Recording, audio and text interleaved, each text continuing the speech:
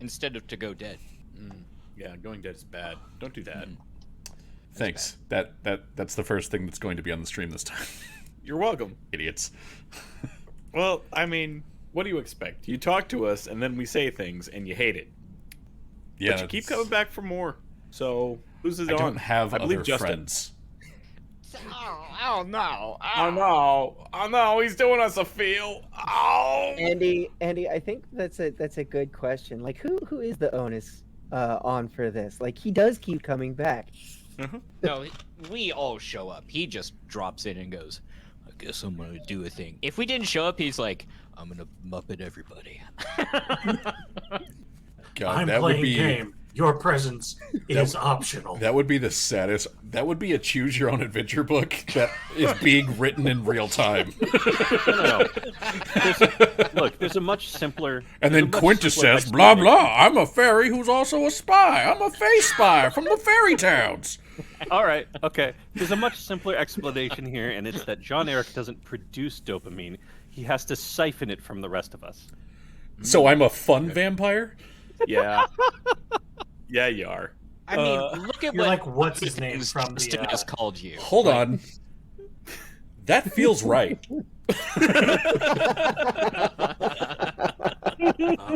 Oh no. You mock me, and then I come in with facts, and geez, man, like... Yes, this is what I was always meant to be. I feel it in my jellies. Just imagine I Daenerys feel- suddenly turning, running upstairs, and going, Danielle, they figured it out! A fun vampire! And she'd be like, I'll get the shovel. We left Colorado for a reason, boys. I'm glad I moved. I always knew my days were numbered, but now I know why. That's nice. Yeah, I mean, No, don't worry. Andy and I have long There's- since taken care of how you'll go. there's I got Yes. the payment plan worked out and everything. It's going to be fun. now for you us. don't know the reason, you just know a reason. Yeah, there's a reason. It's still very vague. Jury's out on that one, boys. We'll find Yeah, the jury. All right. Kill them for it. Well, welcome back, Jam Forks and Jelly Spoons, to another exciting edition of Spheres and Eberron, which, as with all exciting RPGs, is bound to start off with people buying things and telling me what they bought. So, quick recap of last session was everybody getting out of the dark cave with the underwater river, carrying up 2 vampire bodies and everyone else, especially Lumio, who fell 4 times? No. No, that was Sharut. Oh, made it was it up Sharut. fine. Yeah. Lumio got up just fine. It was Sharut who, refused to not be vertically challenged. And so Sharut fell a lot, and eventually Dandarin just had to haul him up. And then, basically, about the time that everybody got hauled up, Envoy Parabelkin got shot in the head with a crossbow bolt, and stood there just sort of like looking up and screaming at it and going, "Ah, shit, this hurts," because she's a vampire now, and a shot to the head doesn't really just kill her. And so the group was like, what do we do? And the group went, well, her house is close by. We can hole up in there for a while. So they holed up in there. And Dandarin's like, I'm going to go get the wagon and the other vampire bodies. And Lumio's like, I'm going to go get Stalwart because he's big. That might help.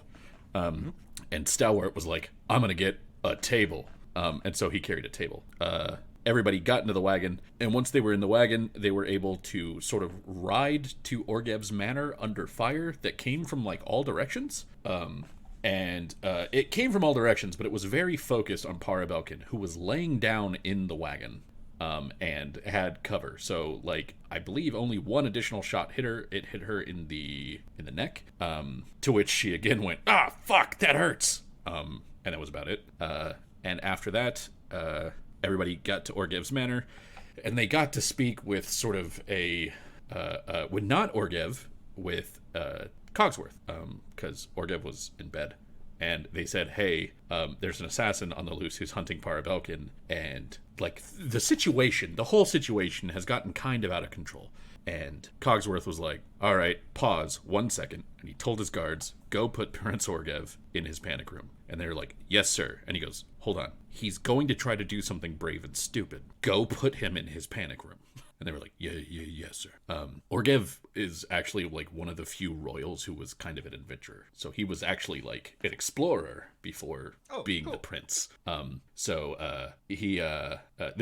This is part of why he wasn't in Seer when Seer went kerploom, is because he was out, doing things. So he's a diplomat, he's a royal, but he's also like, I'm going to go explore and find like old ruins and shit like that. So Orgev gets put in his panic room. Everybody explains the situation to Cogsworth, and Cogsworth is like, all right, thanks for explaining the situation and for bringing Parabelkin here and for bringing the bodies of the other 2 vampires. We'll figure out what to do. Go home. We'll call you in the morning. And so everybody goes home. And then in the morning, when they show back up, Cogsworth tells them, hey, we waited until sunrise. Like, we took in what everybody said, and then we waited until sunrise. And when she kind of went into torpor or went dormant, we staked Para. We didn't behead her. We didn't finish it, but we have staked her. So if we can figure out who her master is and who's able to like give her orders, then maybe we could unstake her and we could have an agent of Seer who's a little bit more powerful than your standard agent. But if we can't, she'll just remain staked, and after a while we'll probably just finish it so that she's not a threat. In the meantime, Lumio, Delian, and Quintus, the 3 of you, are fair negotiators, and you are natives of Seer, and we need you to represent us in Kinran to make sure that this whole lightning rail thing goes the way that we want it. Because they want it to go from Starlasker to New Seer, and maybe that'll happen, and maybe it won't. And you kind of have to convince Kinran, because Kinran has a lot of sway in this region. They're the most powerful city out here. So please go do what Para was going to do. And they said, yeah, okay. What the rest of the group didn't know is that sort of like right before this meeting, Sharut got woken up by the head vampire punching him awake and draining his life after dominating him. And that head vampire turned out to be Rytiel. And Rytiel blamed Sharut and his friends for ruining some of his experiments. He said, you kidnapped my agents who were working to help me overcome the one weakness of this body, and I need you to do what you can to make sure that they are not going to interfere anymore. You will basically be speaking to them on my behalf. If anything comes up, you're supposed to like, actually, guys, we shouldn't be doing that. We should go do this other problem over here. It's much more important, like that sort of thing. And if they press the matter, then go ahead and just wait until the time is right and attack them. And gave a few other orders, but that was the main one. And then Rytiel followed it up with, and I know how long this magic lasts because I've done some testing over the last couple months. So it's going to be about 12 days. So on the 11th day, if you haven't made it back to me in time for me to re-up this, go ahead and cut out your tongue and bite off your fingers and wander into the woods so that you die. And Sharut went, okay. And then Rytiel was like, all right, well, I have to go find a new place to rest now that some things have changed. Remember, can't tell anybody about me, or through action or through action or inaction, make any hints to my presence. And Sharut's like, all right. And so then he left. So after that, Orgev told Dandarin, I've made a deal not on your behalf, but I've basically opened up an option for you to get a couple of mage-bred horses. These are House Vidalis mage-bred heavy horses that are bred for speed. They are, according to Leon de Vidalis, the fastest horses he has left. Delian actually has the fastest horse that he had. These are the fastest ones he has left.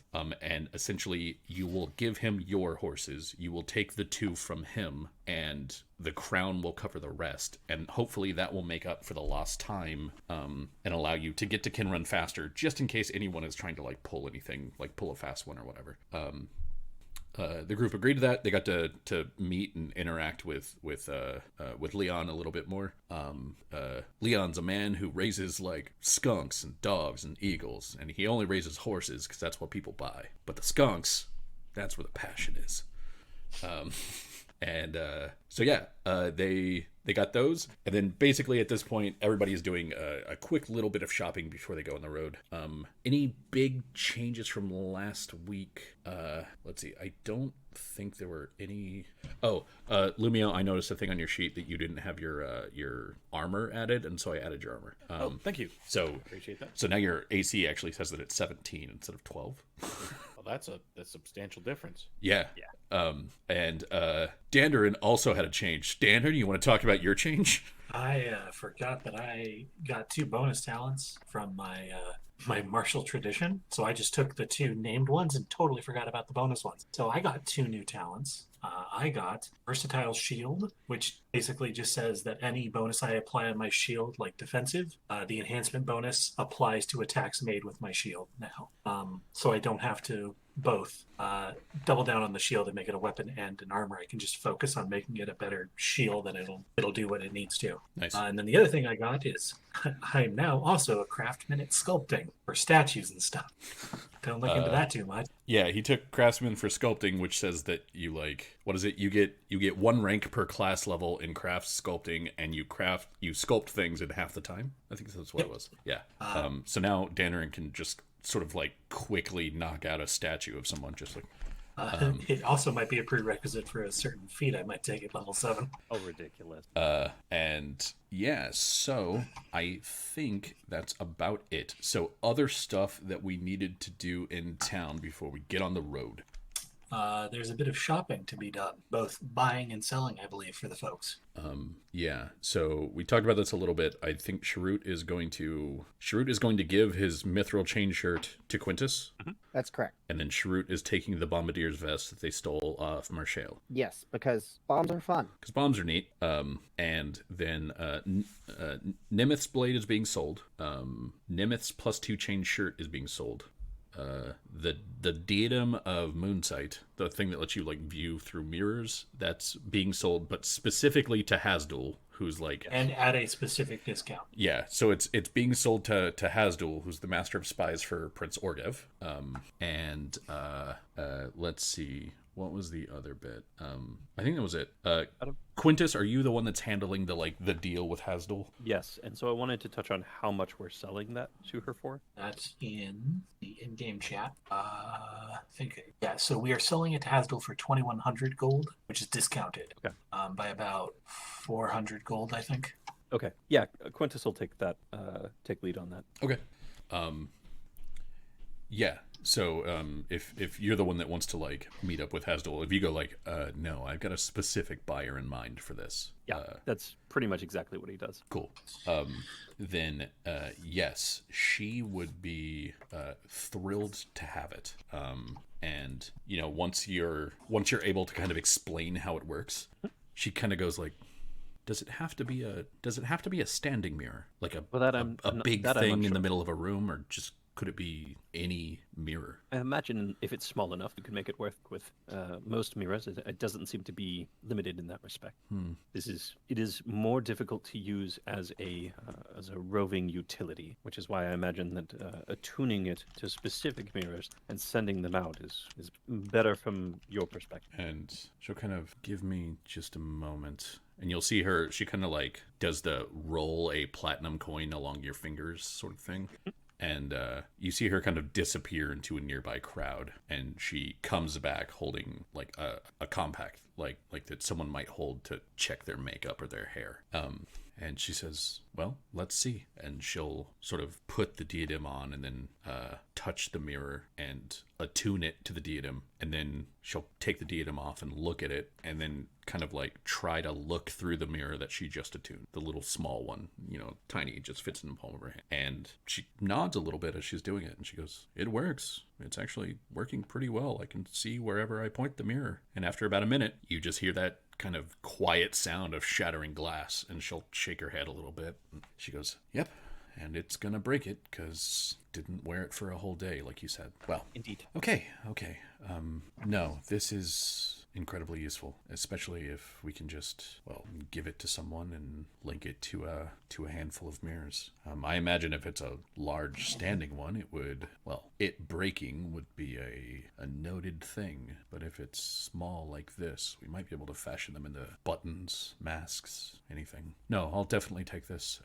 And she'll just kind of like, you see her just sort of slip it away into the interior of her vest, and she'll write you a small note and take something out real quick and stamp it. And she says, you should be able to cash this at the counting house. Excellent. Well, glad to be of service as always. Of course. I did want to note, by the way, if you're going to Kinrun, I've heard that Hampton Irmak is going as well. Oh. See if he's been having a lot of deals west of Seer, west of New Seer, and this is the first I've heard of him really plying the road the other way. Do what you can to see what he's up to for me. Of course. Thank you. So, all right, group gets that bit of money, and then I'm gonna kind of go around and see what people want to buy or do before they leave, and then I'll probably go around again. Because I have some additional bits. So I'll start with Delian.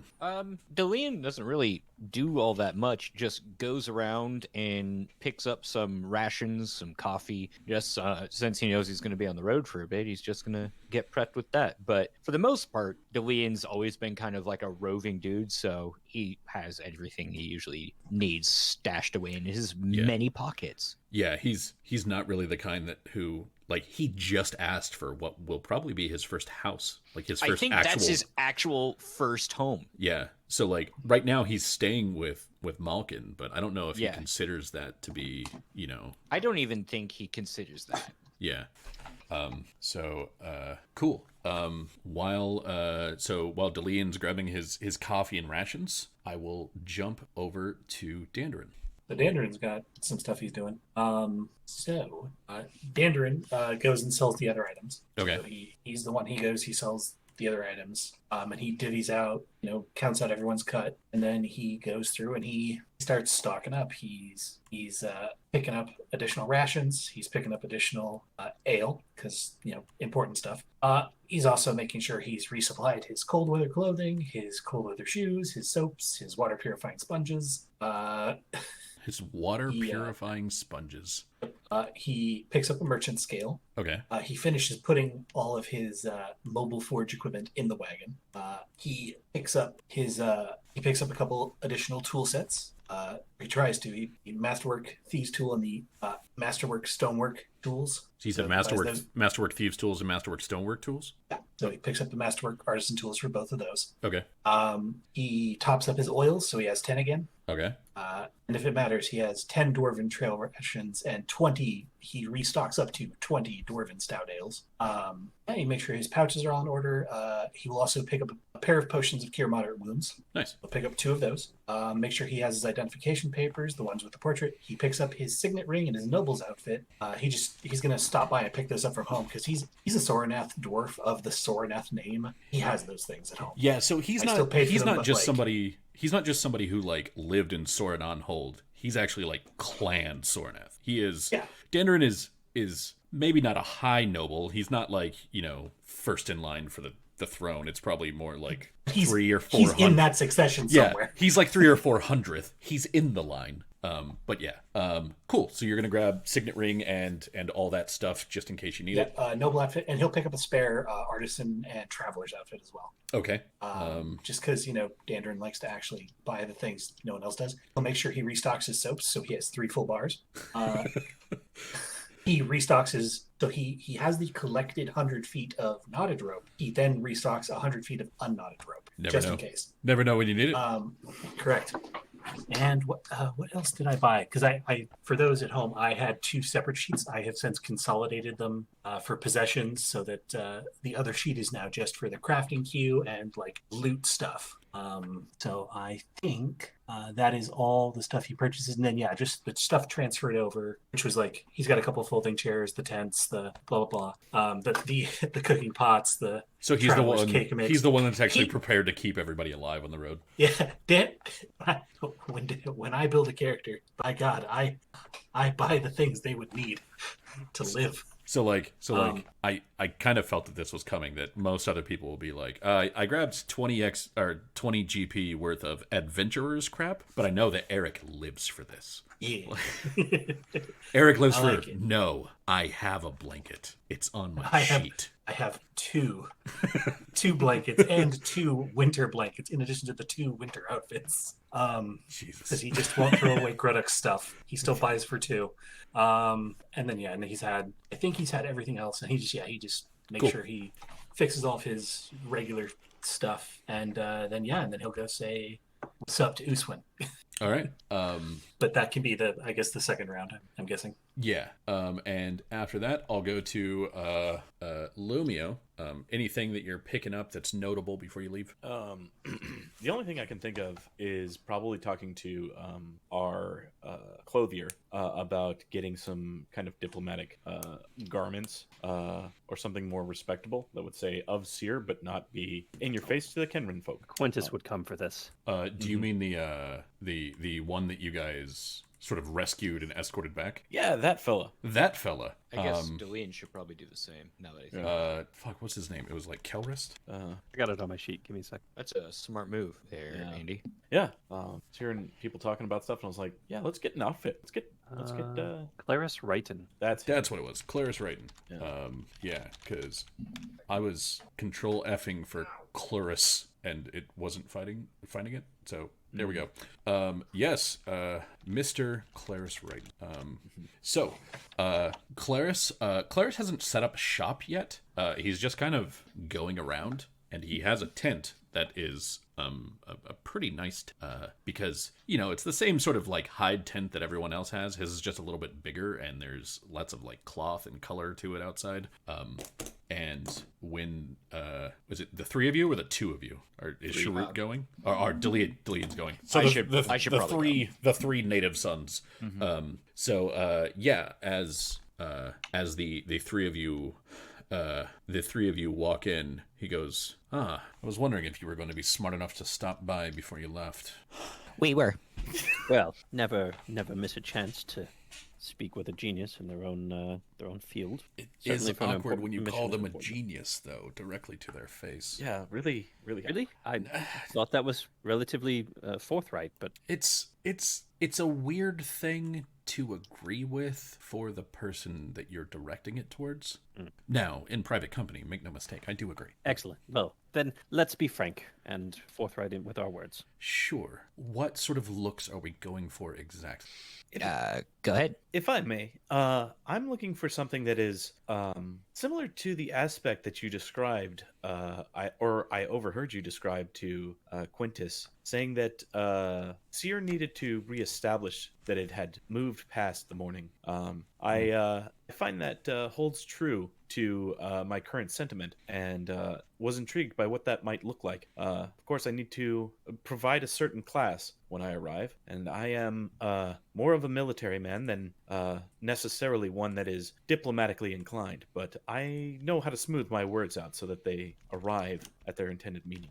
Well, I think I do have something that would work for that. It would, yes. And he'll look at you, Quintus, and he goes, you, though, are you still in mourning? Yes. Well, I have the option to. Quintus kind of like fumbles for a second, and he goes, "Whatever." And then just like his clothes start changing because he has the sleeves of many garments. Yeah, he's like, "I have options, but when representing Seer formally, I feel that all I'm able to provide is the black of mourning." Well, I will, and this is one of those moments of pride that I do just say freely and fully. Your trinket will not be able to replicate my work. Not entirely. Maybe to a layman's eyes, but not to anyone who knows what they're looking for. It's intended as a tool, not a work of art. Well, I do have a good amount of black dye, if need be. And he'll look to you, Deleon, and say, like, and for you, young sir. I'm kind of over it, but still not. So maybe like grayscale with green. Grayscale and green. Interesting. I was thinking of green for Lumio. I don't want you all to match. You should represent You Seer can change my fully. color. Don't bother me. No, you spoke specifically. So grayscale and green it is. allow me a few moments to put something together. And you'll see him kind of like matching stuff to your bodies and holding stuff up eventually. And he will eventually put something together for you, Delian, that is mostly gray, using green as sort of accents. So you have like gray, but with like green vest and like Wonderful. the cuffs, the buttons are gold, so it kind of represents the flag. And he will take some of the powders that he uses to make dye, and he kind of gets you a little container of them with a brush. And well, he'll actually get two. One of them is more of a paste and the other one's more of a container. And he'll take the paste and go, and this one is for your hair, just a streak at the front, parted to the left, and for your eyes. And then to Quintus, he gives you something that looks appropriately noble, like, but still mostly just black. The only color in it is going to be like a brief splash of green along kind of the frilled shoulders. And otherwise you are wearing black. And for Lumio, he goes, makeup would look somewhat gaudy because it would be applied more as a paint. I don't like the countenance. What about limbing his plates rather than designs on the surface, making the edges stand out? Interesting. Doable, not doable by me. I can provide more cloth and leather, but I can provide a good amount of cloth and leather. And Lumio, he sort of, what you have is kind of a central thing focused around your sort of center of power, that like device in your chest, and that shows with basically like a lens. There's like a little bit of sort of see-through green cloth covering it, but like where it glows, it's kind of making the cloth glow a little bit, but everything's coming from that. So it's less of like you're actually wearing clothes and more of you are wearing a garment compiled of straps that are all coming back from that. It sort of gives you the appearance of, even while you're standing still, just bursting onto the scene, because you've got things going in every direction coming directly from your chest, like not going forward but moving backward, you know what I mean? And he's looking at it and he goes, yeah, no, that'll work. If you can do the limning, I recommend that you do it in the same color as what you're broadcasting there, but if you can't, no. But a hat would definitely bring this together. You already have a walking stick, of course, so we need a hat that doesn't contribute too much. And he gives you basically a hat that lacks kind of the movement that your outfit has, because your outfit has enough. And he goes, that will work. Yes, that should work for any engagement that you need. It might be a bit gaudy if you have to wear it more than twice, but you're always free to retie the straps in a manner that you wish, and they would allow you a bit of extra movement there. I see. So what he is offering to all of you are masterwork courtiers outfits. Wicked. These are going to be essentially prime diplomatic outfits. They are masterwork tools for the purpose of the diplomacy skill. They will cost you 180 gold coins. Quintus is interested in a trade. He is going to offer up the Traveler's Any tool in exchange. He'll accept it. Yeah, it's a more valuable item, and it's scissors and measuring tools and all that jazz. It is everything he could possibly need to do his job. Like, yep. He'll just accept it. Quintus is aware of that and gracious. So yeah, you lose the Traveler's Any tool and gain the clothing. The other two of you, it'll be 180 for the clothing. But while you're wearing it, you get a +2 to diplomacy. Cool. Nice. All right. And then, so that's what Lumia was doing. I'm going to jump to Sharut real quick. Sharut doesn't have all too much that he needed to get. He just picked up some rations, really, and then some more bolt vials. And then I think that was all he needed before we left. So okay, that one's pretty easy. Well then, going around again real quick. Delian, I don't have anything specific for you. If there's anything else that you need to get, let me know. I don't really have much. Dandarin, I don't have anything specific for you either. Same with you, Quintus. However, for Lumio and Sharut, Lumio, as you're kind of gathering your stuff and leaving, Stalwart takes out his notepad and he sort of writes on it. Like it's not a big enough notepad for him to write a lot, even with his ability to do kind of fine work. And he writes on it Kidron with like a question mark and holds it up to you. Indeed. And he'll rip off that piece and kind of chuck it in the fire. And then he sort of points to where you see the wooden horse head he's been making. And he points to that, and then he writes need paint. I see. Particular colors or a menagerie? And then he writes Or again. future projects. He writes again, tin row, and then blue and a slash, and then purple. Holds that out to you. All right. I accept it. Anything else? I may be gone for several days. And he'll shake his head and just sort of shrug. Very well. There is a chance that we will venture into Dargoon. And if so, I'm not sure exactly how long we will be gone. But if nothing else, I will try to arrange for a trader to bring this way for you. And he kind of nods and he points to you, and then he kind of like does the thumb across the neck and then shakes his head. I will try to maintain myself as much as possible. And he nods again, and he'll sort of like slap you on the back, and then he picks up his plow and he walks out of the house. You take 2 non-lethal damage. You take 2 non-lethal damage from a friendly hug from Stalwart. Yeah. Stalwart, if you have time, would you mind explaining to me why you choose not to carry a sword? I thought it odd and that I don't know the ins and outs of that. And if it is too much, I am happy to leave it alone. But give it some thought, if you would. And if you feel the need or comfortable, please write it down and I will review it when we return, thus giving you plenty of time to put your own thoughts to it. He doesn't really turn around when you start asking what you're asking. He just sort of like, there's a slow nod. You could sort of see it from behind him. There's a slow nod of like acceptance, and then he continues on. Thank you. And Sharut, as you're doing your rounds, you are approached, and it is Lieutenant Miodor. This is the lieutenant who you and Lumio helped, along with her captain, with sort of training the Royal Guard. And she'll approach you and she says, "Word is you're headed to Kinrun." Is correct, Lieutenant.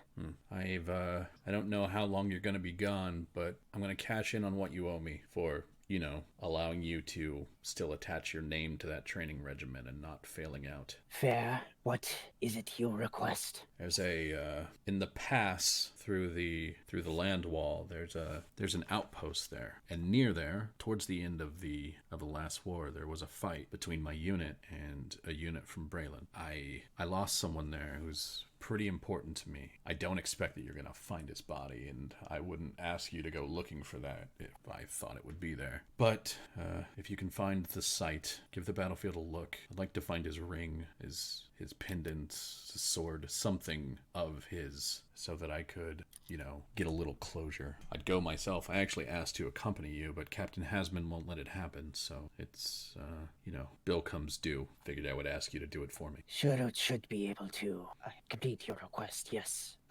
Must ask, what person look like? Yeah, he was a human, big one. Like, I think he actually had a little bit of orc blood in him. Not enough to get the skin or the tusks, but enough to get all the muscle. So wasn't like a lot of the other men in the unit. Didn't go in full plate, mostly just breastplate, with some chain or some leather. And he fought with an axe, a sizable axe. And she kind of described it. She like holds up her hand and she goes, "It's about this tall, and it is almost twice as tall as you are.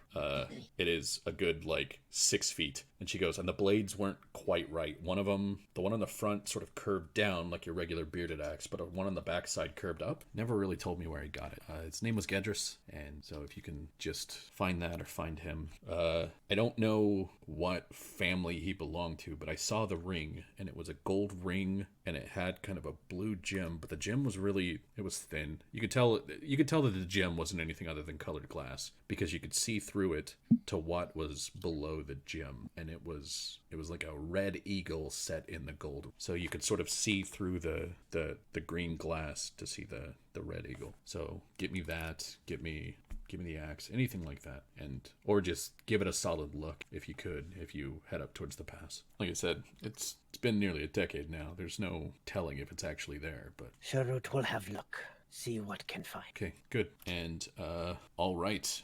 So Lumio, that will cash in 1 stalwart favor for you. Or sorry, 1 stalwart debt for you. And Sharut, that will cash in 1 of your debts to Lieutenant Miyoto.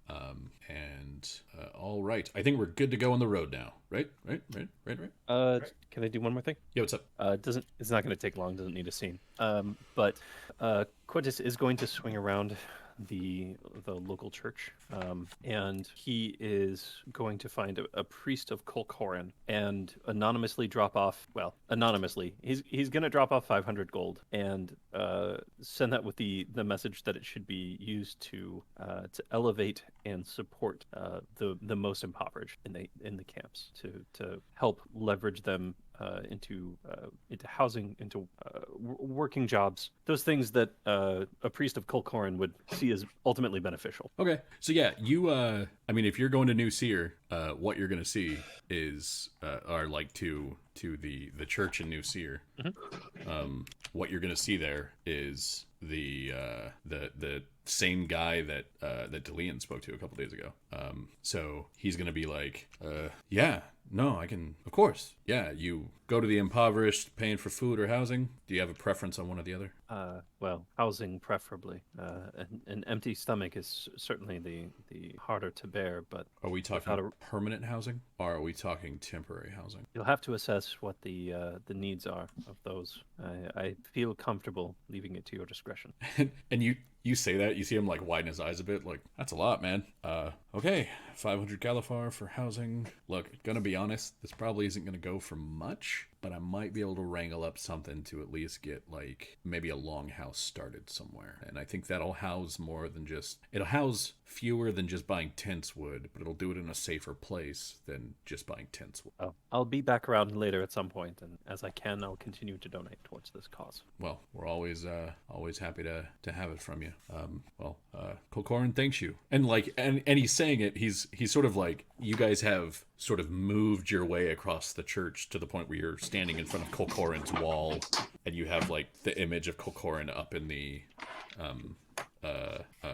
like up in the stained glass, and you have his altar in front of him, and he goes, yeah, well, Kolkoran thanks you, and his blessings be upon you. And he kind of like reaches out for a second, and he goes, and you see him like rubbing his hands together, and he doesn't say anything. He just kind of holds a hand out to you, and you glow for a second, and he looks not surprised, but sort of relieved, and he goes, blessings accepted. Thanks. You what you're doing was good, and it helped a lot of people. So, well, it's going to help a lot of people. I'll make sure that's the case. Excellent. And then Quintus will nod first to the altar, the shrine, then to the priest, and then take his leave. All right. And at that, we're on the road.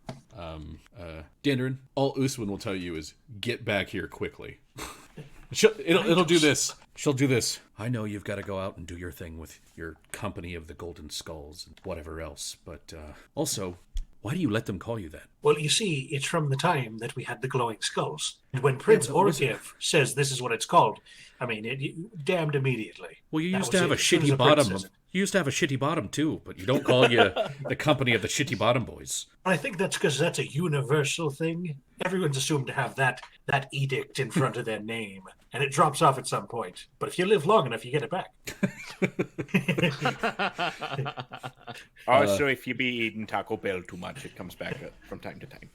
Yeah, so Usman will give you a hug, and like you'll feel some sort of like fumbling at your pack as she kind of gives you the hug, and then she goes, "All right, now go." Right. And did you give me something, or did you take something? You just shut up and get on the road. All right, dear sister. I promise when I get back, I'll look into making you a little assistant for when I'm gone. You better. Making you a little assistant. I'm also taking the big tent. Well, I don't need it here. I've got a house. I know. But, I left the small one in its place in case, I don't know, you feel charitable to somebody. Or if I want to camp in the yard. Yeah, sure.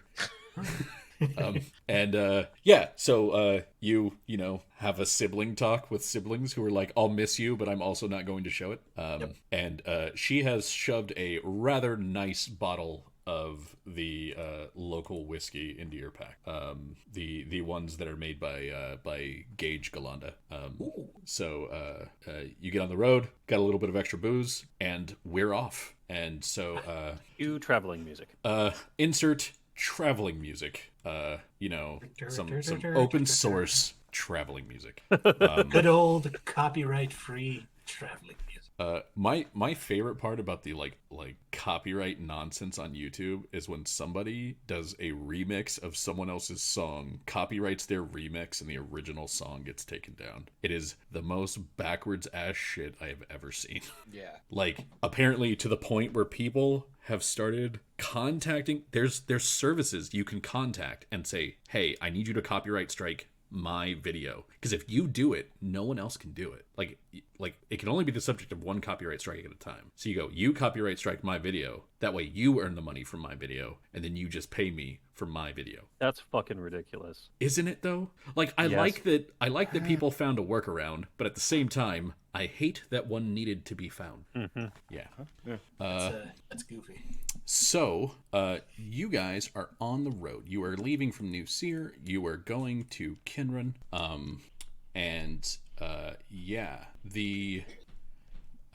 The trip has its own kind of dangers that you have all heard of, and the dangers are, well, they're kind of twofold. So, danger number one is just you're gonna be on the road, and Eberron is kind of a points of light sort of setting where, the farther you get from civilization, the more likely bad things happen. And so, just not being in a city is dangerous.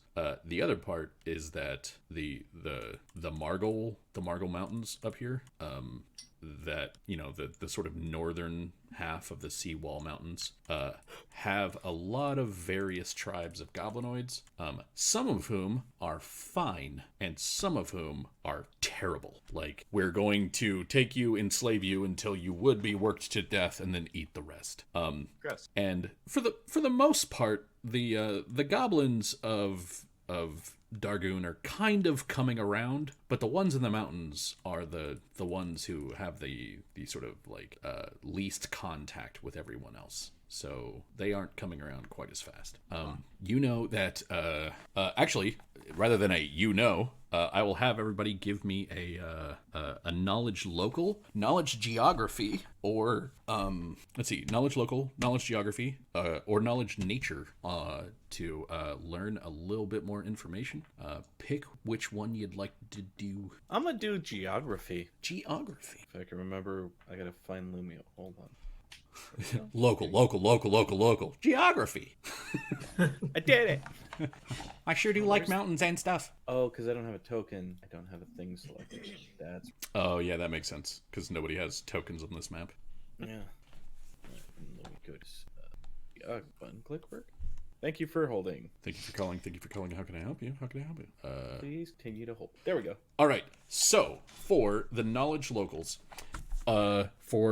since we had 4 people roll knowledge locals, in order to give you a little bit of different information, I will let you sort of say what bits you want to know. So, Dandarin, exactly what are you wanting to know with your knowledge local check? Mandarin's going to go for specifically, because he's driving, road hazards. Road hazards. Like known difficult stretches of the road. Gotcha. So you know that there's basically there's one major point in this that is considered to be a road hazard, even though it's kind of a long stretch of the road. And it's essentially everything that's inside the circle right here where I'm clicking. So pretty much the stuff that's inside the circle right here.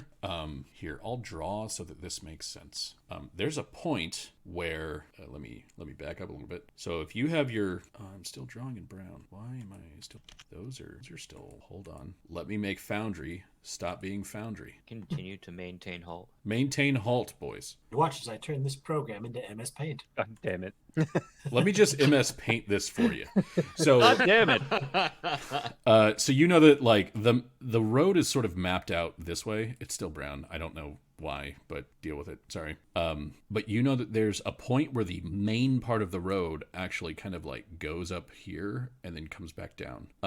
The longer route is to follow that little point. So like, Yeah, come this way, follow that point, and then get back on into that way. Yeah. The shorter but often more dangerous route is to follow that. It's because it goes through an area, like you have to cross a bridge, and then it goes through an area that's kind of heavily wooded, and there's a lot of like critters there. There's animals. There's it's a place where the goblins and highwaymen find it kind of easy to beset people. But a lot of merchants will still risk it because it saves almost a day on the trip. So that's what pretty much about road hazards. Anything else would probably be incidental. It would be like a recent landslide or something like that. But that's the main one that you know about. All right. That said, we will go to DeLeon. What kind of things did you want to know? DeLeon would like to know about any, let's say, road gangs or things of ill repute. Not to say the goblin tribes, but we'll say like gangs of highwaymen or like illegal foot traffic sort of thing. Gotcha. So you're like, are there any kind of known guilds, gangs, highwaymen, etc.? Yeah. Sure. With your role, that they don't really have much of a reach, and they don't really, how can I put it? They don't really have much of a reach, and they don't really have much in the way of respect. You know what they're called, probably because at some point, I'm gonna say actually on your like solo run to Kinrun, you probably just encountered them, and you were like, guys, what are you? Yeah. So maybe helped him on a job. Who knows? But you know that there's a group who sort of colloquially call themselves the Skeleton Crew, in that that they sort of, how can I put it? They masquerade as undead because they have a gimmick. Because they have a gimmick, and the gimmick occasionally scares people into just running away and like leaving shit behind. Creative people. So they're not highwaymen in that like we're gonna threaten you. They're highwaymen in that like if we can scare you off, we'll just take your shit. I really like these guys. And you know that they mostly hang around in that sort of dangerous part of the road. Lovely. Yeah. So, this pleases me. Sharut, you got a knowledge local check. Anything in particular that you would like? Might be asking a little much here, but what, based off of the rumors that we already know, what tribes are attacking? Where do they tend to? Where are the most reports of ambushes they've done, and what are their tactics for their ambushes? No, that makes sense.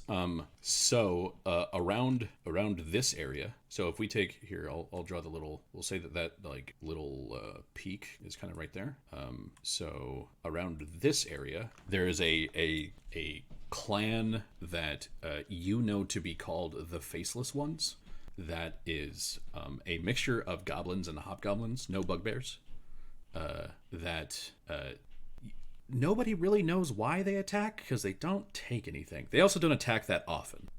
But when they do, it's a massacre, and it's a massacre that like it's not just a fight. Like they take trophies, and the trophies that they take are the faces. But they don't take anything else. There's no scavenging loot. There's no, taking the bodies. There's no taking the money, the weapons, whatever. They take the face, and that's it, and then they leave. With your 30, this to basically be a very archaic sort of like coming of age ritual that particular tribe participates in for their teenagers to be considered adults. You have to take the face of an enemy, and then sort of over time you just gather this collection of like leather. The ones over here, these ones are the bluestone goats, and the bluestone goats don't actually raid. They trade aggressively. They're gonna come in and grab shit and then leave you things that they think are the equivalent, and if you try to stop them, it turns into a fight. With your role that they are mostly bugbears, but there are actually a couple of virags in that clan. Virags are how like goblins and hobgoblins have that sort of like kinship with wargs. Virags are what happens when you let hobgoblin warlords go, make this hobgoblin part warg. So they're sort of even more bestial and really fast. Like, I believe the Varag base land speed is like 60 feet. How about no? I played a Varag at one point. Super dope. Because it was like, all right, I'm going to spring attack. I hit him, and I hit that one. And then I'm back in the square that I started. And GM's like, what? And I was like, well, I took Monk, and I took this and this. And so my base move speed every round is like 190. Jesus. It's nonsense, and it's great. I saw a really dumb post about somebody doing that in 5e where they jumped higher than they can fall in a single turn. So it takes 2 rounds for them to fall. Yes. No, it's the Jumplomancer. They jump so high. The trick is they jump so high, and when they land, they can use it as a knowledge skill. So they become omniscient and die instantly. No, this is a 3.5 thing. Yeah, that's a 3.5 thing. He's talking 5th edition, but 3.5 you can take 3.5. There was a class called Exemplar, and Exemplar let you treat any skill that you specialized and that you picked as if it was diplomacy. Right. And so the Jumplomancer was, because there are so many bonuses to jump, and it's super easy to do, you would just jump really high, and that's your diplomacy check. You're like, guys, I know that you have an argument, but look at this. And you just jump. That's so fucking good. And then you land. You everyone's land. Like, he's our god now. Yeah. Yeah. You land, and of course, there's all kinds of ways to mitigate 20d6 falling damage. You land, and then you go, what do you think? And people go, oh my goodness, he's amazing. What were we even arguing about? No, This man has a point. My favorite way to 3.5. use Exemplar wasn't with Jump, because Jump kind of makes sense. Like, the dude just did something that's fantastic. My favorite one was with Stealth, because you would just max your stealth roll, and you would treat your stealth roll as if it was diplomacy. So if somebody wanted to kill you, you would just go like, oh shit, and just poof, and you were gone. And they were like, who was that guy? I don't know, but I like him. I like it more like you inherit video game stealth as soon as that happens. Oh, you just crouch. And disappear. Yeah. And then they're just like, must have been the wind. Where did he go? Alternatively, it's you take off a mask. You're like, oh my god, it's the gray fox. Oh, citizen, did you just see the gray fox come by? It's that Pete Holmes Superman sketch where like he keeps putting on the glasses and he goes, Clark Kent, when did you get here? Have you seen Superman? He was just here. So great. It's so dumb. But yes, the blue razor goats are they are aggressive tradesmen. So You mean the blue stone goats? or sorry, the blue stone goats. My bad. So that was the skeleton crew, the faceless, and the blue stone goats. Those are kind of the three. The second two actually will have like names in Goblin that you would know them by. It just translates to the faceless and the blue stone goats. But yeah. Okay, so that's what you got out of it. Actually, I will say with a 30, you will actually know the head of the Bluestone goats, or at least the one who was the head the last time you were in the Margle Mountain Range. It is a bugbear by the name of Zraltuk. Would you mind spelling that for me? Yes, it is Thank- Zraltok. Zraltuk, I'm sure, will speak in such a manner that my throat will be fucked on Saturday. Lovely. I'm glad I could be of assistance. Yeah, Delightful. thank you. It actually happens almost every week because I run my game on Thursday and then I run this game and then on Friday I go, man, I sure do wish I could talk.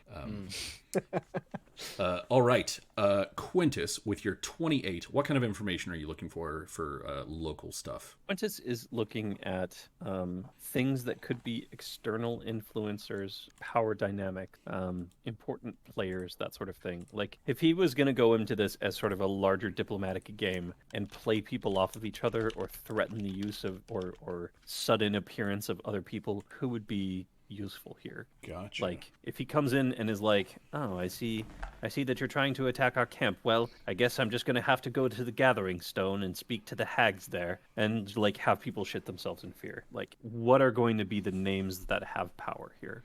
So are you talking the names that have power in Kinran or the names that have power on the road? On the road. On the road.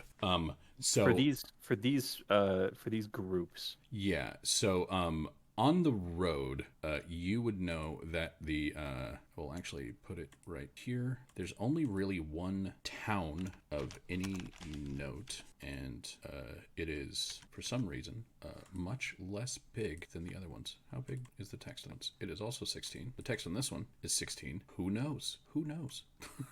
I will embiggen, and there we go. So there's a town called Moss Fork that's basically right at the top of that little peak. And it's why people often take the peak, because it's safer and it leads to a town. Yeah. You know that that town is the sort of battlefield for two warring noble families who each have a valid claim to that town and the region of the peak and kind of the surrounding bits. It is the Irjalan family and the Ir Khalad family. So like in the same way that the lowercase d with the apostrophe is the same is the sort of naming convention that says that this person is part of a dragon marked house. An IR with an apostrophe means that they are part of a noble house. So like if somebody is named like Jeff Ir Khalad, that means that he is Jeff of the noble family Khalad. For sure. So the two of them have sort of been fighting for that area. You know that there is also a third family. One second. It is House Ir Oskaid.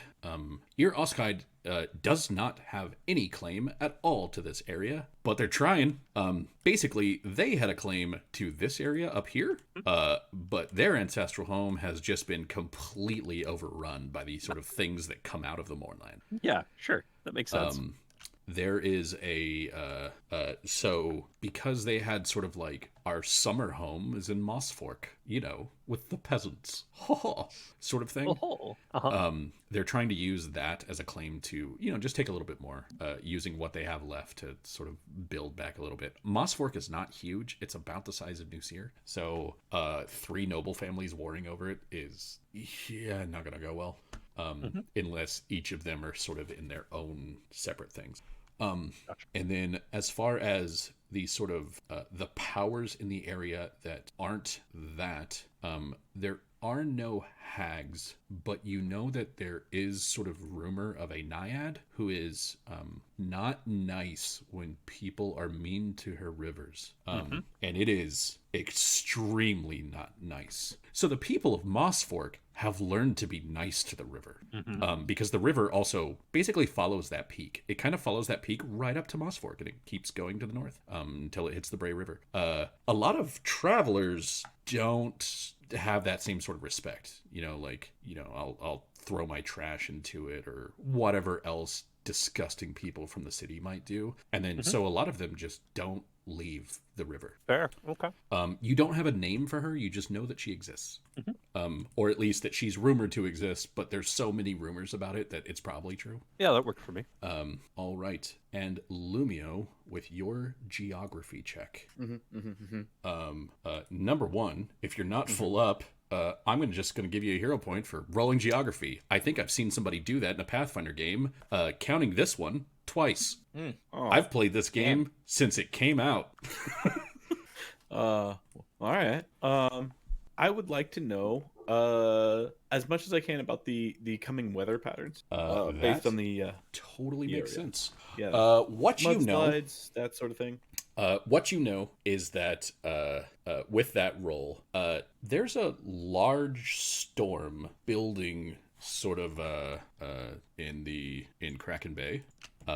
And the thing is that like if you're in the city, it's probably not much to be worried about. On the road, it might be a little bit worse. It depends on how long it'll actually take it to like get in. You heard about this a couple days ago, so you don't know if it's actually hit landfall yet. And I'm not saying it's like a tropical storm. It's not a hurricane or anything. It's just there's a lot of rain that's coming. Whether or not it hits you on the road, you don't know if it will. Okay. In terms of the actual date right now, we are on Larvian 22. So that is the one sec. Larvian is I believe it's the 8th month. It's like August. These are things I should know. Larvian is July, sorry. So the weather will be mostly good. Eberron's plains usually get like, it's that kind of thing where it's like you can count on about an hour to 90 minutes of rain every day, but otherwise the weather's pretty nice. And so this is right by the plains. It's not close enough that you should have to worry about any sort of rock slides or anything. The big thing would be that rainstorm. I'll just casually mention that to Dandrin as we're getting ready. Case of extra rain, mud, the like. In case of extra rain. Yes.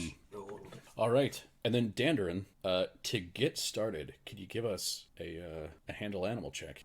Yeah. Okay, so this thing happens to everybody in the wagon where you are, if you were standing, now you're not. And if you weren't standing, you are completely prone because Dandrin goes, all right, Beatrix, Gwyn, go. And they just, and they are at like a full sprint real fast. And you kind of have to do the, shit, whoa. It's like it cracked it a little bit too rough. And they bolt like they are horses built for speed. And like your wagon doesn't really weigh enough to slow them down yet. And then so that we understand how we are on the road, I believe we have Delian riding his horse, correct? Yeah. And then does that does that cause me to handle animal check? it won't cause you to make handle animal checks. You'll be making ride checks. Uno momento. I would hate for this to be, hey, let's go. You immediately fall off the horse. The horse runs away. You are now in the wagon. You've lost your horse. I mean, You understand how John Eric works. You need to make a check for everything. Like, I think since everybody's in the wagon, Delian's going to be in the wagon. Okay. He left. Are he you left Are you bringing your him- horse? I could. You just tie I him to could the side of bring the wagon. horse. Yeah. Okay. So you just tie him to the side of the wagon with like a long lead so that he can. Like, there's no reason for him to ride separate at the moment. Okay. So I believe is it going to be the standard sort of thing where Dandrid's in the front and Forsidna's next to him? Because here's the thing with these horses, Forsidna now can't walk next. Nobody can walk next to the wagon and keep up with it. Yeah. If anybody wants to keep up with the wagon and not be in the wagon, they either have to be able to fly as fast as the wagon, or run as fast as the wagon, or ride a horse. The wagon's base speed has improved quite a bit. All right. If that's going to be the case, then so everybody's in the wagon except for Dandrin and Forsidna, who are going to be sort of in the front. Yes, so that you know, Dandrin, you have two horses with a base speed of 60, which is enough over the course of this 4-day trip to only make it take 3 days. Can I get from everybody one d20 roll? Just a d20? Just a d20. Hey, nice. I know. Pretty good, buddy. Oh yeah, doing all right. Oh, No you did It's power. good to be high. Noah, as usual. Tries to go on Reddit. Help! DM made me roll just 1d20. What do? Just trying to get on Reddit. Right? That's the web browser, right? That's Yeah. All right. So, Lumio, when you're sort of like Got it. sitting there looking out the back of the wagon, just kind of chilling out, you see something off by the side of the road. And you see it just kind of like, so for the most part, what you're going through is plains. They're plains with the occasional copse of trees. So there's not much of like a forest, but sort of moving through the copse of trees, you see something really, really big, and it's really big in a tall way, not in a width way, though I guess it is probably pretty wide. And like just kind of watching it as you keep going, and No. what? Okay, so like, We have had encounters with tigers. oh, that's true. And Lumio knows to see something means to say something. Oh, that makes sense.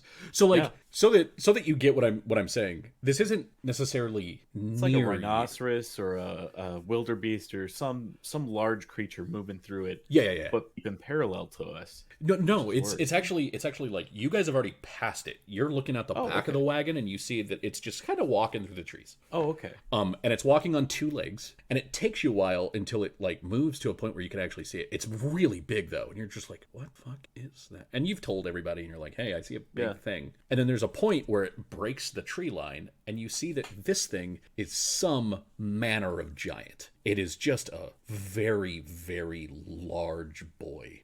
And it's walking sort of, the wagon is still moving down the road, and then it leaves the copse of trees and it starts walking across the thing. And then it looks towards the wagon, and you see that this particular large boy has a head and then another head.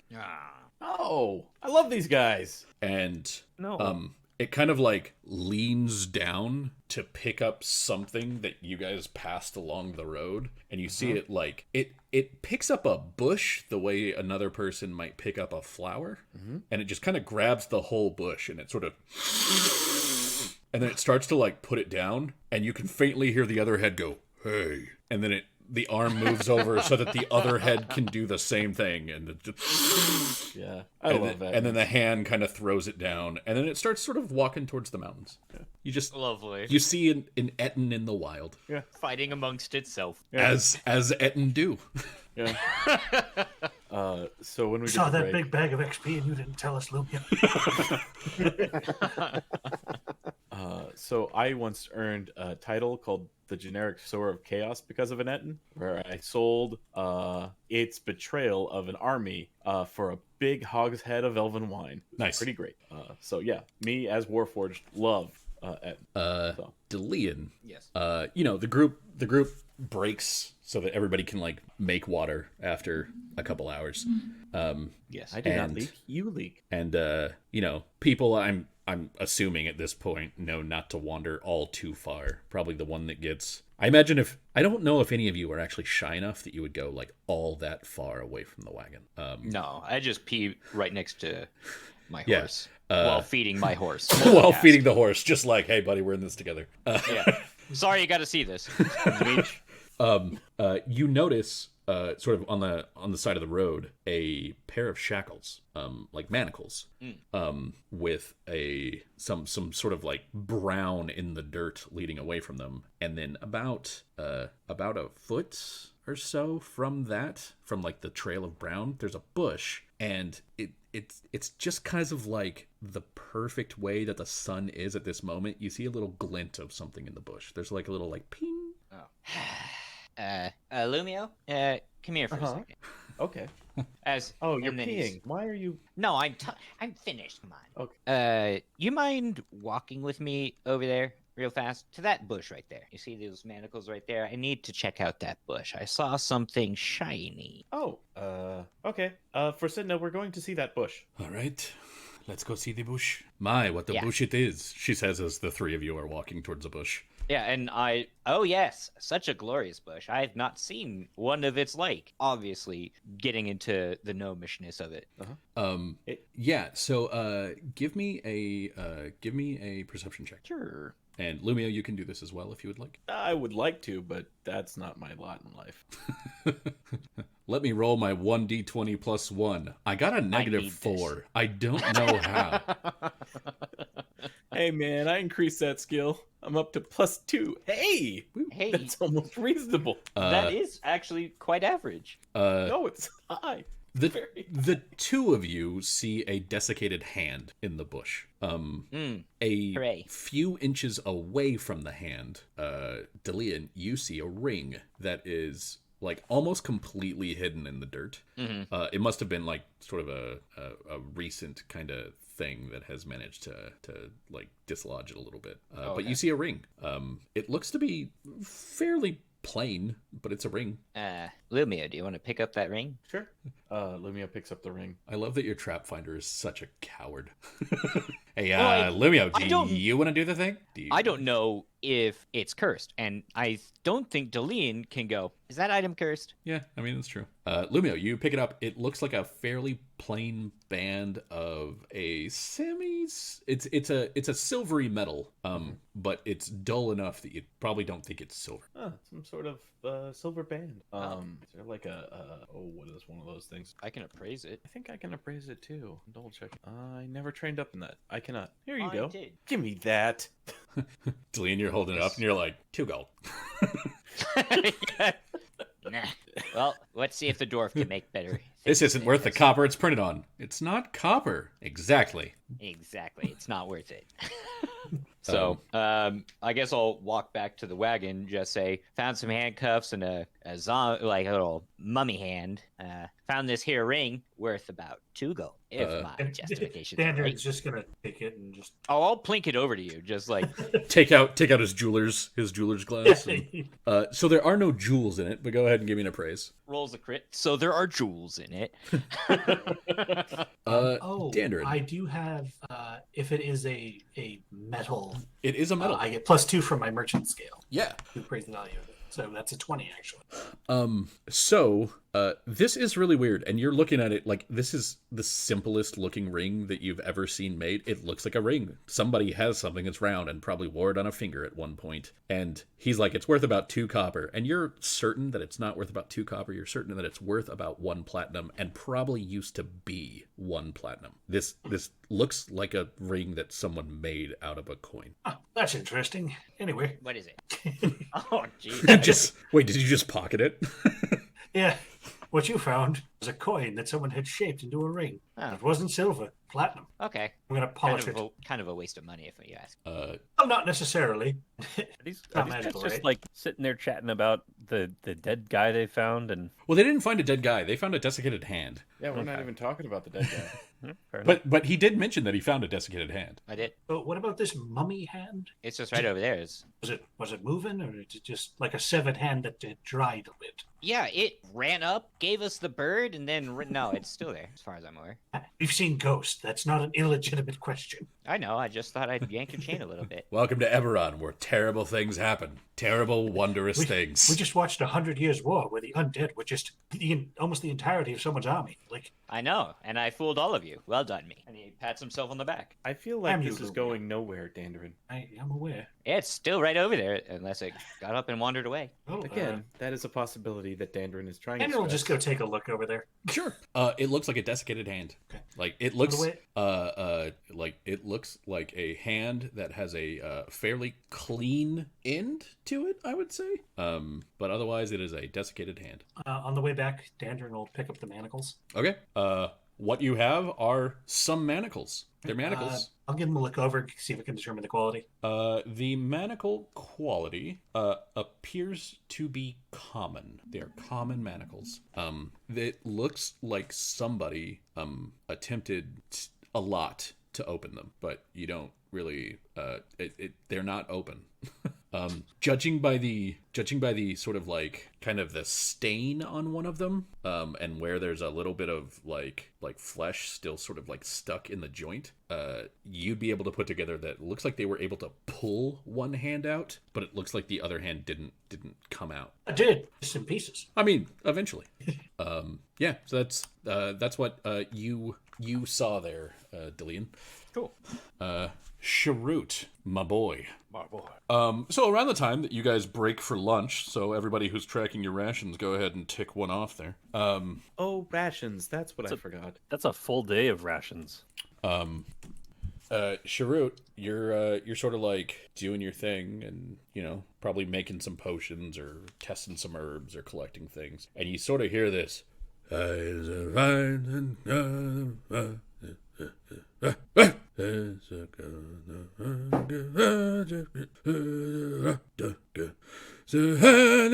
like you sort of see coming down the road, it looks like a fairly bulbous dwarf who is wearing overalls, and that's it, like end of sentence. He is wearing overalls, and he has a keg, and he has a cup that he's occasionally lifting to the keg, and he's just... And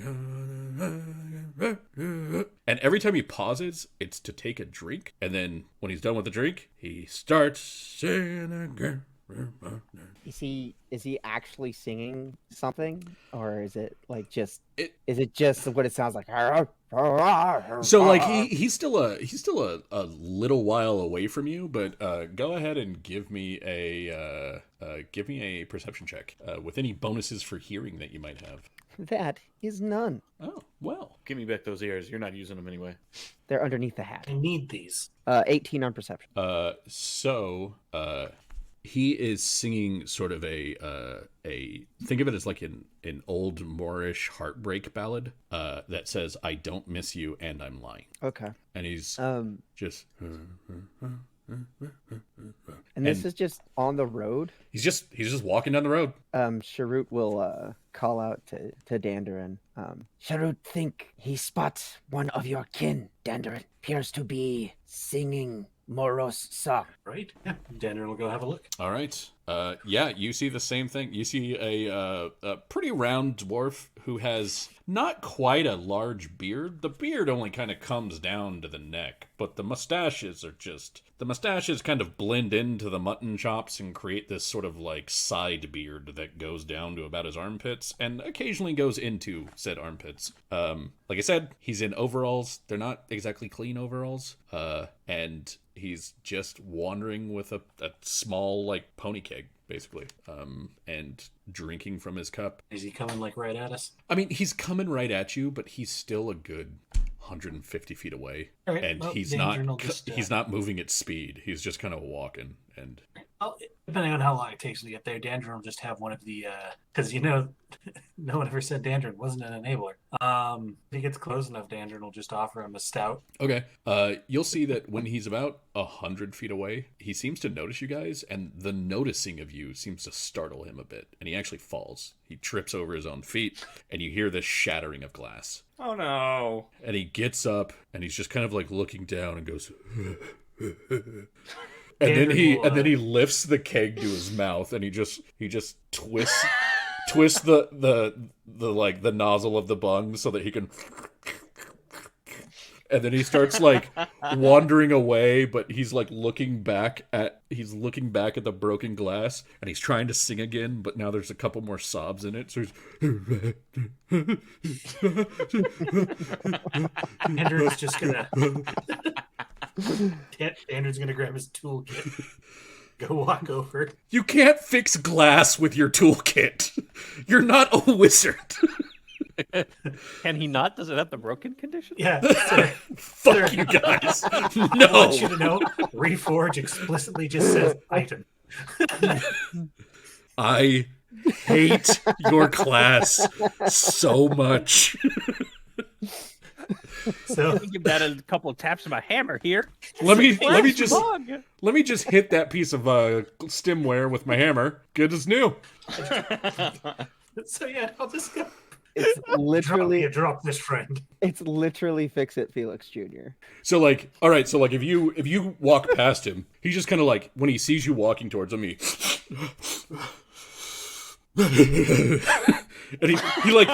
he tries to compose himself, but it doesn't quite work. And like you walk past him to start tinkering on the thing, he just keeps walking. So like once you fix the glass, you kind of have to catch up with him. And he'll turn towards you and a new glass for me. Hold on. And he kind of just like you turn to walk away, and he's just and he's hugging you, but he's sort of hugging you with the keg in one hand. I'm holding him And while he's falling. you feel on me. that like the pressure of it is making it drip a little bit, and you're getting a little bit of watery beer down your back. And he's Just from the deepest, darkest parts of his soul, brother. Oh no! Why do you know, you son of a bitch? Tell me where Gruddock is. Instantly 180s this encounter. Talk.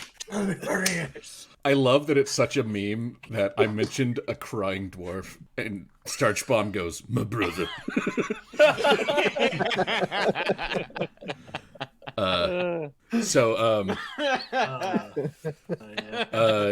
I think yeah, that's why and Noah and I were laughing so hard. he will sort of celebrate the acquisition of a new glass that he definitely does not recognize by filling it up and then sort of like half drinking, half sort of just sloshing it into his heavy mustaches. Yeah. All right. Well, you take it easy there. You too. And he like kind of nods to you and thanks, and he just keeps wandering down the road. He's just walking and singing. After a while, he'll sort of compose himself a little bit more so that the song still doesn't make sense. It still sounds like somebody drunkenly slurring their way through a song. But there's fewer tears until he inevitably trips and breaks the glass again. Where's that magic dwarf? What gave me the new one? Yeah. And Quintus. Yes. My good sir. You see something sort of weird when you pass another copse of trees. This one's small, but there is one rather large tree in the middle. And it doesn't really stick out to you that this tree in the middle is larger. Usually the trees in the middle are actually a little bit larger than these small copses of trees. What sticks out to you is that at the top of this one, there is a carriage that is impaled on the tree. Quintus will just look. I know that we've stopped several times today, but that's curious as hell. We should probably take a look at it. Oh yeah. The wagon would look great right on top of it. Yeah. Danner No. just keeps. I agree with you. That's quite the curiosity. Quintus is he's gonna kind of look side eye and just I could get up there, you know, I believe you. and we could see what's inside him. Sure There could be stuff. Fair You enough. could take a vote. So the gnomes want to go die. Who else?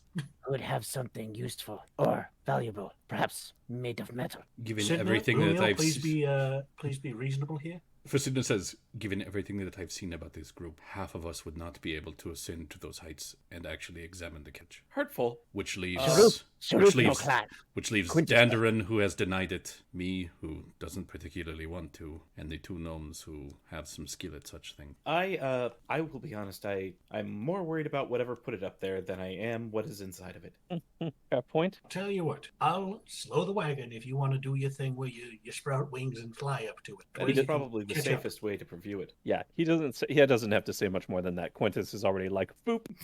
What He's kind of got wings? He's got moth wings. They don't have the nervous like green flutter that they had in the cave underwater. A little bit calmer. A little bit calmer, yeah. More blue, still a lot of green. Okay. And he flies on up All right. just to take a look. So you're going. Deline, were you going? I could, yeah. Okay. So you're going. Lumio, Sharut. I will he's remain he's with gonna- the wagon. Okay. I'm gonna also remain with the wagon. He'll provide moral support from the wagon. Sounds good. Then for Sidna will remain with the wagon. All right. Dandarin will do what he can to slow the wagon. And Charut and Lumio, the two of you, are present to seeing somebody try to convince horses bred for speed to just walk. Just walk. You don't need to run. And it takes some time to do that. like Quintus and Delian are already up to the wagon by the time he manages to convince the horses to, hey, maybe like just slow it down a little bit.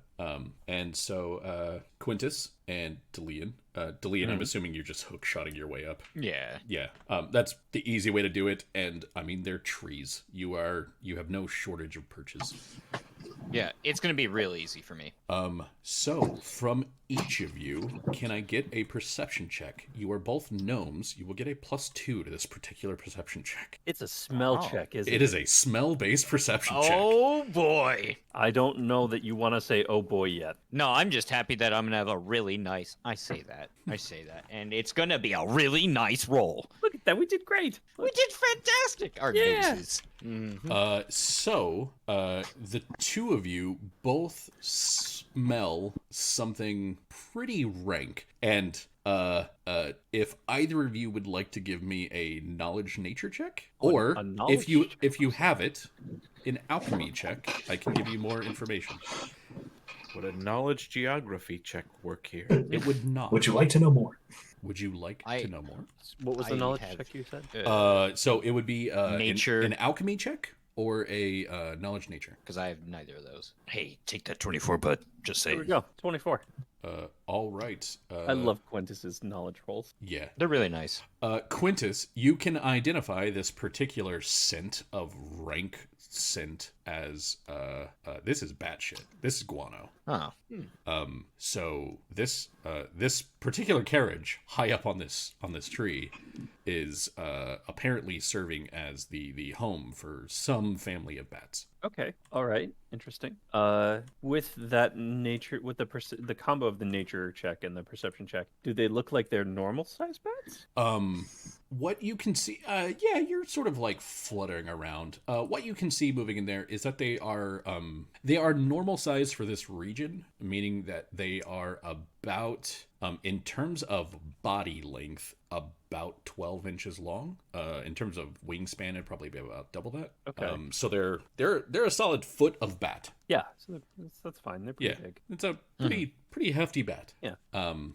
And with your guys' perception checks, kind of like you like smelled it and you're like, God, it smells terrible. And then Quintus, you've apparently encountered bats in some belfries and some of the taller towers in Seer before. You go, oh, that's guano, and then you guys kind of look around and you see like, oh yeah, there's a number of bats inside. Quintus is traditionally trained as a wizard. Yeah, like he knows what guano's for. Yeah. And do you say that? Yeah. I don't. I have what's guano for, other than it's a material component that some wizards use to fuel spells, typically those related to fire. Reasonably, so it's like bat fuel. Well, not by itself. You need other material components, but you could potentially sell this if you knew of the right wizard, I suppose. Oh, like I have pouches. I just don't want to desiccate them with. No, it's perfectly fine. Perfectly fine. I don't want to have this smell become like Dillian, that batshit smelling fool. So they're mostly on the underneath of this then. No, they are. So the carriage has basically been impaled on the tree. It has been impaled on the tree lengthways. So like basically through the back window and then through the front window where the driver would sit. Oh, I see.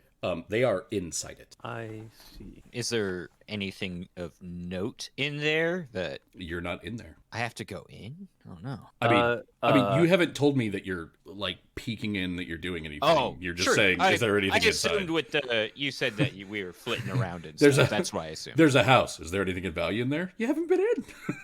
I'm a good judge of character. Yeah. This guy's welcome mat says live, laugh, love, so I can just tell that I won't like him as a person, and there's nothing of value in his house. Yeah, exactly. He's one of them. I'll peek through some the windows and things, trying not to like let in a ton of light, assuming that it's all like covered over. Sure. Give me a perception check, and then a reflex save. And then give me a no. A stealth check would be appropriate, but that was not a good roll. So you're kind of like looking around. So the angles that you're capable of are a little weird because you are. Oh, hey, Goob. You're sort of like hook-shotting your way around to different branches, but there's no branch that is really close to the window or to the open door unless you actually hook-shot your way to the door. Yeah. Quintus, I'm not really able to see what's in there. Well, with any absolute safety.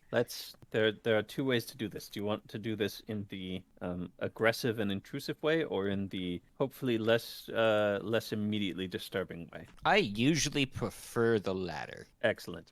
Quintus is gonna burn another one of his points, and he picks up wild empathy as a druid of his level. Okay. And so just kind of making calming, shushing noises following the nature of his fey side, he's going to attempt to calmly insert himself in with the bats. Give me a wild empathy check. That's cool. I am also a bat.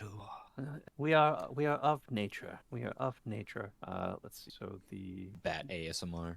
Yeah, I don't know what that sounds. It may just be shrieking. I think it might be. It's probably. I think it is. What's that shrieking? My bat is. He's calming down before dinner. I'm going to spend a hero point to roll that.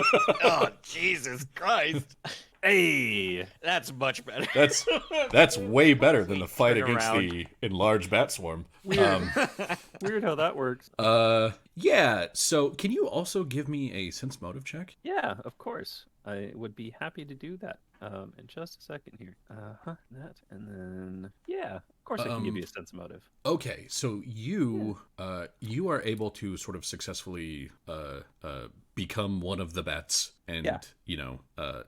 put yourself amongst them so that they're not necessarily going to flutter around and freak out and start attacking you. You also realize that they are when they move, even though swarms of bats tend to be sort of crazy, when they move, they're sort of crawling on the cloth interior of this carriage, sort of in a pack. They crawl in a bunch, and it's like they're kind of bound together, and they're you can tell that they're protecting something. So they're not like all touching each other. It's like some sort of like mythical rat king type thing, but they're just Right. like they're protecting something. Okay. So even though you're one of the bats, there's still like something there that's a little weird. However, you are within them, among them. They're not freaking out. You can actually get like a good look at what's inside. So I assume that like Quintus is basically just fluttering like right outside the open door of the carriage. Yeah. So what you see is there is a body in here that looks like the tree didn't just go through the wagon. It looks like it also went through the body. So you see that it's very skeletal, basically. Like there's not much left if there's anything skin wise or flesh wise. This has been here for a bit. However, you do notice that there is a very guanoed amount of like stuff sort of at the bottom of the wagon, kind of grouped around the where the tree is shoved into the back window, because that's the wagon sort of tipped on its back, so anything that didn't fall out is kind of there For sure. and it looks like there's like a backpack, and you see a dagger in a sheath. You also see that there's sort of a small pouch of some sort, but that's about it as far as the loose things that you see in addition to the body. Does the body have anything to say? Oh yeah, because you're I actively talk to the dead all the time. you actively talk to the dead all He just the goes, time. ouch. Oh god, the tree! Oh god! No, it's just that. It's just oh god, the tree over and over. So And that's probably fair. Yeah, to be quite honest. That's what I would say. So the is it like speak with dead? Does the head have to be intact, or are you like speaking with the spirit? I believe I'm speaking to the spirit. Can you check for me? I am checking. Yes. I'm asking because the head's not intact, but if you speak to the spirit, that's a different. To speak with undead and corpses, a mindless undead or corpse spoken to does not maintain any memory of its life, only the time that has elapsed since death. A normal corpse's sense of its surroundings are limited, so it will not be able to give or recognize detailed descriptions of creatures or answer questions about events outside of its immediate vicinity. So it sounds like any kind of dead. So this is less like speak with the dead and more like speak to trees. Like it can just tell you what happened near it. Speak with corpse. Hold on. I want to make sure that this is because there's some modifications. Constant supernatural. So any undead or spirits you speak with must succeed at that's at 10th level. Yeah. So it's like it is kind of like speak with corpse. It's not speak to the person behind it necessarily. Like tell me about your life. That's not what they have. What they have is tell me about like what happened since you died. Yeah. It tells you that you hear that it died long ago, hiding, and only a few days ago was it moved to this location. Does it know what moved it? It says there was a very large man. It reached about inside and startled the bats. Then it got mad and tried to kill the bat with the carriage. Does it know what the bats are clustered around? They cluster around a small bat, different from the other. Oh, okay. In that case, Quintus is going to, because as far as the bats are concerned, like he's an interloper, but not a negative one. Like it's like, hey, we're in the same space. Let's just be okay with that for a little while.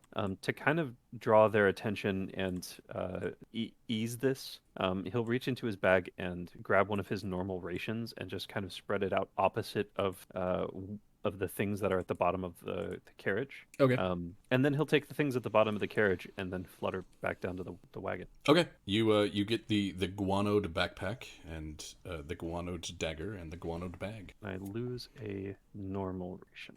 Yeah. Or just fall. Do what you feel. Yeah. Flop. Take 2 turns to die. So yeah, you get that stuff. It all stinks. You stink. Dillian, not so much. That's fine. Out of curiosity, I'm good with that. does Quintus have any idea like what kind of bat might serve as like the locus for something like that? You can give me a knowledge. Knowledge nature wouldn't actually cut it, but knowledge arcana might. Actually, Dillian could also give me a knowledge arcana on Can.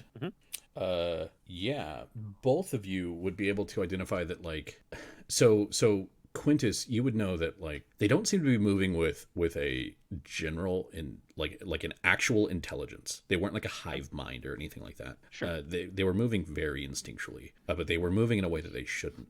Delian, you have a bit more knowledge of some magical animals from various tomes you've stolen. You know that higher level familiars are familiars of higher level wizards are able to control the animals around them. Based on how things happen when a wizard dies, certain effects might continue. So, like, it might still be able to control animals of its type, even if it's not still a familiar. It just has that power imbued in it. Yeah, like maybe it just still has that, even if it doesn't have anything else. That's fascinating. Like, Yeah, and Delian and I or Quintus and Delian are having, this is what it is. Oh, fascinating. Oh, wow. yeah, spirited conversation because Quintus is like, well, in the schools when we covered familiars, like, and he's just like providing discourse on Yeah. what this looked like there. Yeah.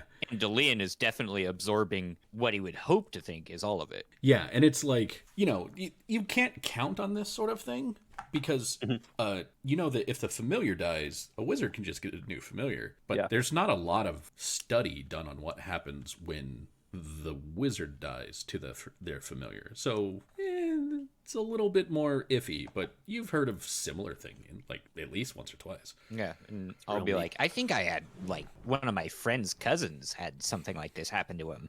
He died and is familiar with Don and blah, blah, blah, blah. And it's mostly true. Fucking dire moles just start climbing out of the woodwork. Yeah. Turns out it was just one dire mole, but he has to exaggerate a bit. Well, which is weird because moles typically don't climb out of woodwork at all. They're ground-dwelling creatures, and Yeah, that's what that was so strange. And Delian just can't admit he's wrong. Quintus will kind of on the way there, once he's kind of settled down back on the wagon, towards the rear, away from people as much as he can. He will roll a detect magic on the object. Yeah, detect magic on the objects. You don't get anything from the knife or the bag. You do get something from the back. Okay. And gingerly, trying to keep the guano on the outside as much as he can, Quintus will empty the backpack. Yeah. What comes out is basically some old changes of clothes that have since gone to mold. Some rations, that sort of things, various toiletries, and then you find basically like a seal-skinned wrapped thing that contains a spell book, and something that's similar, but it basically just a wallet, and the wallet contains the identification. The wallet isn't quite as well wrapped, so there's a little bit of like molding around the edges. But the wrapped book definitely like was wrapped well enough to fight off the element. Gotcha. To the best of his ability, Quintus will kind of like use dirt along the road to clean off his gloves and also the exterior of the items. Like guano is one of those things that's probably going to set at least for as long as those have been there. But Yeah. like he'll also pop open the bag and see what's inside there, and take the knife out of the sheath, which is probably ruined, and then toss the bag and the pouch and the sheath. Just those are trash at the point. The bag looks to be a collection of these shards of some sort of black stone, and based on sort of how you look at them, the angle of it, when you turn it, when you look at it in the right light, they completely disappear. Huh. So like if you hold it just right, you can actually like just not see through it. Like you could still tell there's something there, but like it just disappears Oh, essentially. cool. Wow, fascinating. Yeah. Okay. And that's what it is. It's not very big. It's like picture basically picture like a dice bag. That's about the size of it. Like just like a well-stocked dice bag. Not like one of those crazy big ones that somebody's like, yeah, I got my whole like Chessex $80 collection in here, but just like a small thing. Yeah. Okay. And so that's what you got. That was everyone except for Delian. Delian, we'll get to your event. I believe that was Delian saw the hand. Yeah, Sorry, I got Delian Delian was the right. hand. My bad. Delian was the hand. Quintus was the carriage. Yes. Yes. I think we Sharut. got through everybody. No, Lumio. Yeah, I think. No, I we think got- Lumio Lumio saw saw the the Etten. I think we got through everyone but That's Dan. right. Yeah. Yes, that actually makes sense because Danner and what you see is coming up ahead of you on the road, and I will actually get back to that when we come back from break. So Break time. let's come back in about 15 minutes, 9:45ish, and get back to this. Sounds good. Just one quick thing. You did mention that Sharut was like doing his thing where he was working on potions, right? Yeah. We had the I mean- craftsmen can do their things. So yeah, I mean, if you guys break for a bit, I imagine that whenever you break, Sharut's also not doing something the whole time. You're driving the wagon the whole time. If you hand it off to somebody, then you could try, doing your crafty stuff. Sure. It's just doing the road crafting. But I guess I could just do it at camp at night. Yeah. I'll just do that. So we will come back in 15 minutes at 9:45, and I'll see you all then. Yeah. Look what And they we're do to your back. face. And we're back. Oh, jelly we are. spoons. Greelings and salivations, ye of the spoon. Wow, I was not expecting that. Oh yay! And salivations. Yikes. Oh yay! Oh yay! That Oh was a yay! good one. Verily are the followers of the spoon. The followers of the spoon. Followers of the spoon filled with jelly. The spoon filled with jelly. It just sounds way worse than jelly spoons. It sounds like a Monty Python church. Oh ye spoons of the jelly. A quivering amassment of emollients upon my spooned device. Fruitful flavor. Praise be to ye the of the benign flavored sustenance. utensils. Oh yay! And may we bless our brethren of the fork of the jams. The jam of the fork of the jam. They do not walk our way, but we Forever admit that held. they are there and kind of over there. Never shall we acknowledge the fallen buttered knives. The wickedness are leads to temptation. Their They're blasphemous act have put them in the third circle. They were double dipped. The third. You are in the third circle of utensil hell. Reserved for double dippers. Double dippers. Ungodly heathens. Leave not your knife upon the counter for 3 days hence. A deserved punishment, if you ask me. Easy, brother. Anyway, this is how we talk outside of stream for those just getting There are a no peek behind salad the curtain. tongs. It's just, I think they know it by now. They're as disappointed in all of you as I am. Or at least I hope they are. And if you're not, I'm disappointed in you. I mean, look, Starch Bomb joins right in. He is a true follower. Yeah. Concave. Concave is thy spoon, overfloweth with the ambrosia that is quibbling gelatin.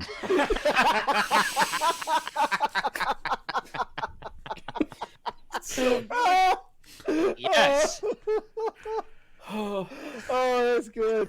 Oh, Jay, recall also that the other side is convex, and so too are the jelly spoons, multifaceted, complex individuals. Be They not can like the rigid fruits. Jiggle and wave to allow your troubles to slough off you. These are the scriptures as they are read. Ugh. spoon can both hold and cut into the gelatinous substrate. The gelatinous substrate. Ugh. All right. Well, now I'm gonna fight all of you because you deserve it. May the fruit tingle thy taste buds. Mandarin, initiative. Yes. Tingle, tingle. I taste will buds, taste I will buds. activate this for all of you so you can see. Bathe battle, yourself man. in the gelatinous substance. So I would like to note that everything here that is green is fairly dense thicket. Like it's this is the road kind of cutting directly through one of those small, like little copses of trees. It only lasts for about 300, 400, 500 feet, but it's long enough. And Taste the paint in this. this isn't paint, actually, so that you know. This is a map that I bought from my various maps, and then a PNG that I found. So there, I didn't even use MS Paint on this. I just stretched an image too big. You did stretch an image too big. Look, I could have not done it that way, but I knew that not doing it that way wouldn't make you mad. Oh, Nice. Hey, that's pretty good. Like Oh. it. I'm learning from Travis. Also, it's a mirrored image. the Very the good. resolution is razor blades to my eyes. So I thank you. love it. Go with Oh, that. I feel Dandarin, alive. you see If you zoom in, it kind of smooths itself out. No, it doesn't. Dandarin, you see right here a sign. The sign is like 3 pieces of wood that have clearly been reclaimed from something else because they're not the same cut. They're just kind of ripped off, and you see that there's nails on the outsides of them that aren't connected to anything. And they've been connected to a signpost that is in the ground, and then painted upon it in black, flowing letters, very like beautiful cursive. It says, "Tolls ahead, be ready." And ahead of you, you see sort of sitting on a rock. You see a woman with goat legs and a like curving horns that go back from her brow, and she's just kind of sort of sitting there and just kind of daintily tweeting away at some pipes. So that is what you see as you're sort of coming up. You see that there are also sort of paths here and paths here, but again, like I said, everything that's not the roads is just very dense wood. Nothing you could probably move the wagon. So with that, what would you like to do? Oh, I'll just, well, apparently, and he'll point out the sign, we've got bandits, and they're going to try and flinch us for something, so you're ready to, and he'll look back over at Quintus and Lumio. If you two could be ready to fast talk our way out of this, that would be ideal. If not, Danner will sigh and have the tower shield at the ready on. Just All right, say Sharut should do it, but but we've seen Remember the him last time. negotiating with bandits before. negotiation somehow boiled down to I'll fucking kill you. Generally works with other goblins. Generally. I'll kill you. When you We'll big kill it- you first. Ah, shit! I never thought of that. Well, you got me there. And then, Okay, then I'll so just approach slowly. since basically you were determining where everyone goes, just go ahead and like ping where you're going to, and I'll move the whole group there. Okay. I don't see it if you have ping. Oh, it's way up there. Oh, you're going yeah. that far up. Okay, so you will get Until stopped or whatever. you'll get about that far. Before she'll kind of like stop the playing, the little like tweedly tweedly tweedly will fade away about over the course of 20 to 30 seconds after she actually pulls the pipes from her mouth. And she'll stand on the rock, and she takes out a stick. It sort of looks like a drumstick, from what you can make out from the distance that you're at. And she taps the rock a couple times, and then she lifts the stick so that it's at her mouth. And you hear, "Is this thing on?" And you hear it clearly. It is loud, even though you're still a couple 100 feet away from her. And she goes, "Mortals and friends, hello. Do be ready with your tolls. We'd hate for there to be problems. Though if you'd like, there are non-toll roads to your more northerly, and you could go back and take those if you'd like. There is an additional non-toll road to the southerly, to the south, over in that direction. You can take that if you'd like as well. But this one, do note, there is a bit of a price, so please be ready to pay." You said mortals. And she will kind of blow off the the drumstick, and when she does it, it sounds like somebody just blowing into a mic, getting quieter and quieter and quieter. And then she pockets the drumstick and sort of waits on the rock for you to approach a little closer. And as you kind of get the wagon a little bit closer, Dandrin, she starts speaking up again, and she goes, "Any donation for anyone with tongue to taste or ears to listen? Well, also, if you're feeling frisky, take tongue to sing as well. We trade in wine, in food, or in song here, gents. So please have it ready." Take stout ales. "We do indeed, if you have a stout ale you'd love to give us. No. There be but 5, so that would be all we'd need." Fine. Dandrin will go to his stock of 20, and he'll take out 5. All right, so you basically have 5 water skins, I assume, that are full. 5 stout. Well, they're dwarven stout ales, so I imagine they're actually apt things. Oh, so you have small little kegs, pretty much. Okay. So this thing happens when you hold it up, where it disappears from your hand. There's a blur, and it is gone from your hand. And next to you, Forsidon says, "Something just ran over my lap." Yep, I saw the blur. Didn't make out what it was, though. Did you look at it? "No, I was looking at this." And you kind of grab another one, and she goes, "It just happened again." Well, they're just going to take the ales. Just to whoever's doing that, just could you don't step on her lap. Can Quintus make a knowledge check here? Yeah, you can give me a knowledge nature. Anybody who would like can give me a knowledge nature, who is observing this happening. Dandrin, your toll is considered paid. Oh, nice. Oh, very nice. All right. Quintus, what you have encountered is a satyr who is leading apparently a group of quicklings. Okay. Okay. And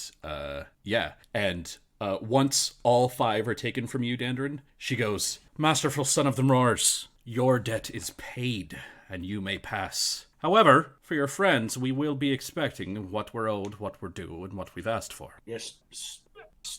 So you said song, food, drink. Did you does poetry count by question? I mean, if one of you has a good poem in you, we'd be willing to hear you squeeze it out. What about stories? And he looks at Sharut. We'd take a story. Do you have a good story in you? Sharut have many good story. Well, we found us one worth griefing a bit here, lads. Let's hear it then, tiny one. Speak up. Before Sharut start, can understand goblin, yes? We know the low tongue. Sort of sounds like a man smashing a slug into a rock at rapid fire. Yes. Very, very, very intoxicating good sound. Nice. The grossness of common. Like he's talking in and yeah, he'll regale them with the Dakani story. Okay. Go ahead and give me a do you have perform oratory? I don't have perform oratory. I'll take a knowledge history. Yeah, that's what I was hoping. So are you trying to make it educational or entertaining? And both. That's a good question. I don't think he would go for entertaining. Okay. Like he would tell it as it was passed down to him, basically. Sounds good. Give me a knowledge history, but give it to me at a -4. -4. Okay. They don't really care about learning. Come on. Jesus Christ. Of course. Why wouldn't it be? What tale? The scholar. What tale are you telling? The longest one he knows. We'll say he did some research about that goblin explorer that he found out about in the ruins of Oldacon, and basically he'll regale them with one of her expansionary journeys. Oh, the one who was the sort of like the hero pair with the guy with the wolves. Yeah. Okay. They are happy to listen. You actually get a musical accompaniment at one point. To the rest of you, it's absolutely riveting. This is if you understand Goblin, which Yes. they apparently seem to.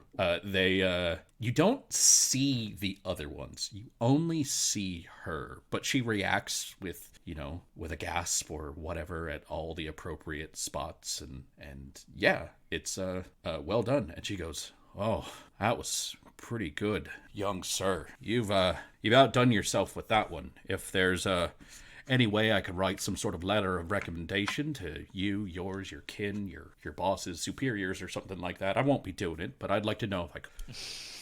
It won't be necessary. All the I'm better. just glad Saves me the guilt.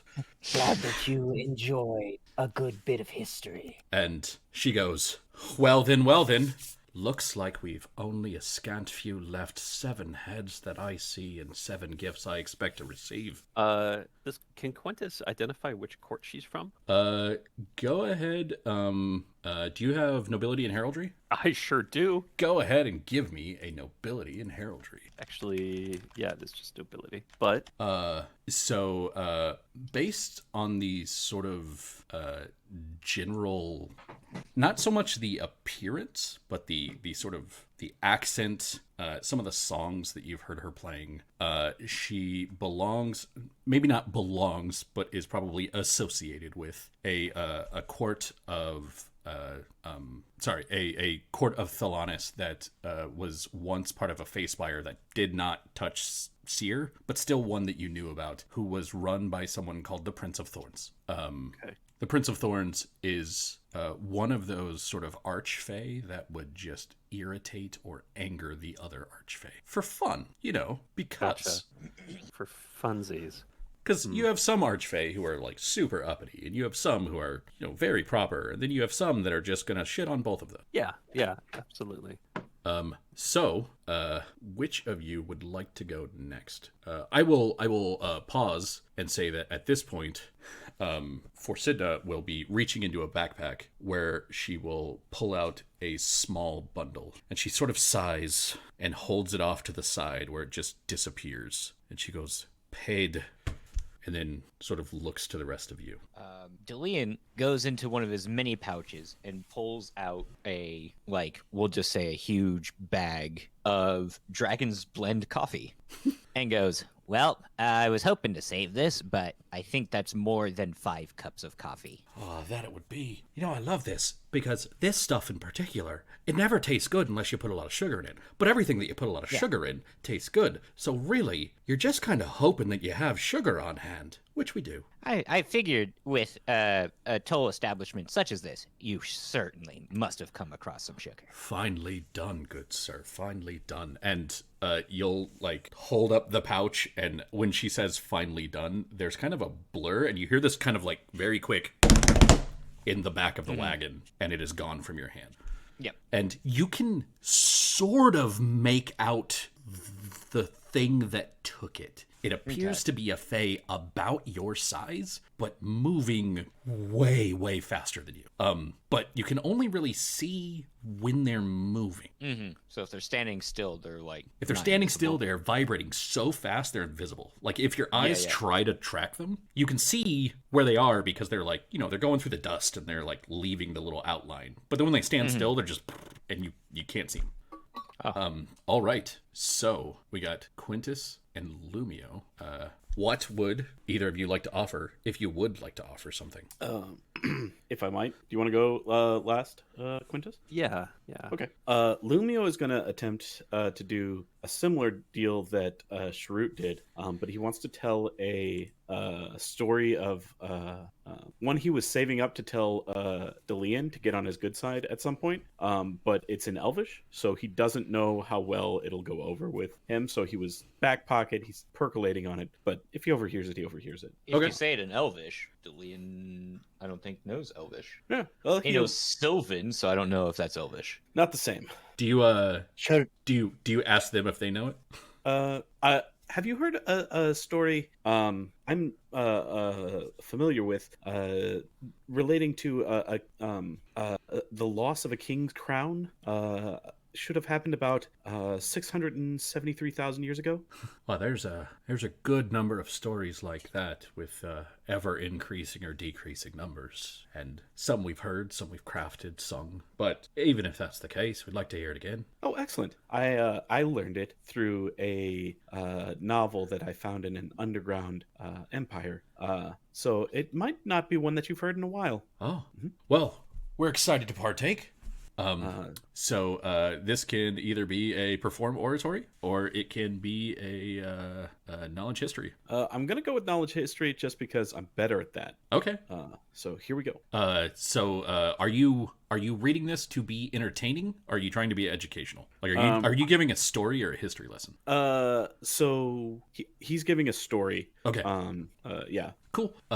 Then I'll still modify the role a little bit because it's not perform, but she attempts to do the same thing with you that she did with Sharut. However, Sharut is a trained storyteller from a clan of storytellers. You are more of a tactician that shouts orders.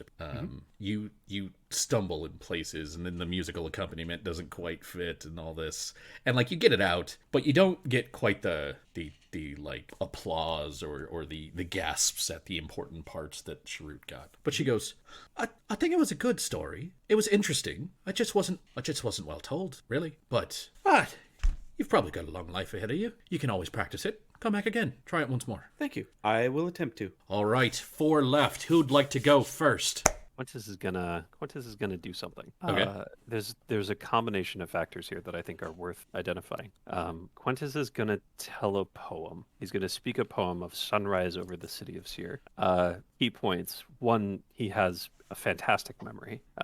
And is well versed in arts. I'll actually be using lore Seer for this, Seeran culture. Yeah, lore. I would say that a lore skill could work for that. The other thing that I want to work into this is Quintus is to a degree bound by the stories of that city. He's tied in with it. It's in the same way that the beings of Thelanis are tied in with stories, so is Quintus. Yeah. Just for this, he's working to leverage that. So I'm going to spend a hero point on it. Okay. So I'm going to let you know that since it's like I'm going to give it to you as rolling lore, even though lore is not technically perform. Since it's not perform, I'm going to give you a -2, but you can still spin your hero. Cool. That is what I will do. Mm-hmm. And you see that at this point, like, she has a cup of coffee in her hand. Like, you can see it just kind of gently steaming. She's occasionally dipping a little like piece of cake into it, and then like chewing on the cake. And every time she like takes a bite of the cake, you just see Frasidna just kind of grumble a little bit. Daniel's going to do the quick math before Quintus starts and realize, she's counting the horses. He's going to start looking for other things. And so, like, as compelling as it is, Quintus is as much doing this to call to their nature, as he is his own. So yes, you tell a wonderful poem about like sunrise, probably sunrise over Metrol, because that would be the one that's like really pretty, because Metrol has these like huge pillars in it, and when the sunrise hits it just right, it was like magical. There's a reason that Seer was called the Jewel of Galifar. Yeah. And like you actually see at one point she's like she's still trying to eat her cake, but she's also trying to sort of like wipe some of the tears from her eyes, and she's just getting these like streaks of like chocolate and icing on her face, and doesn't really seem to care.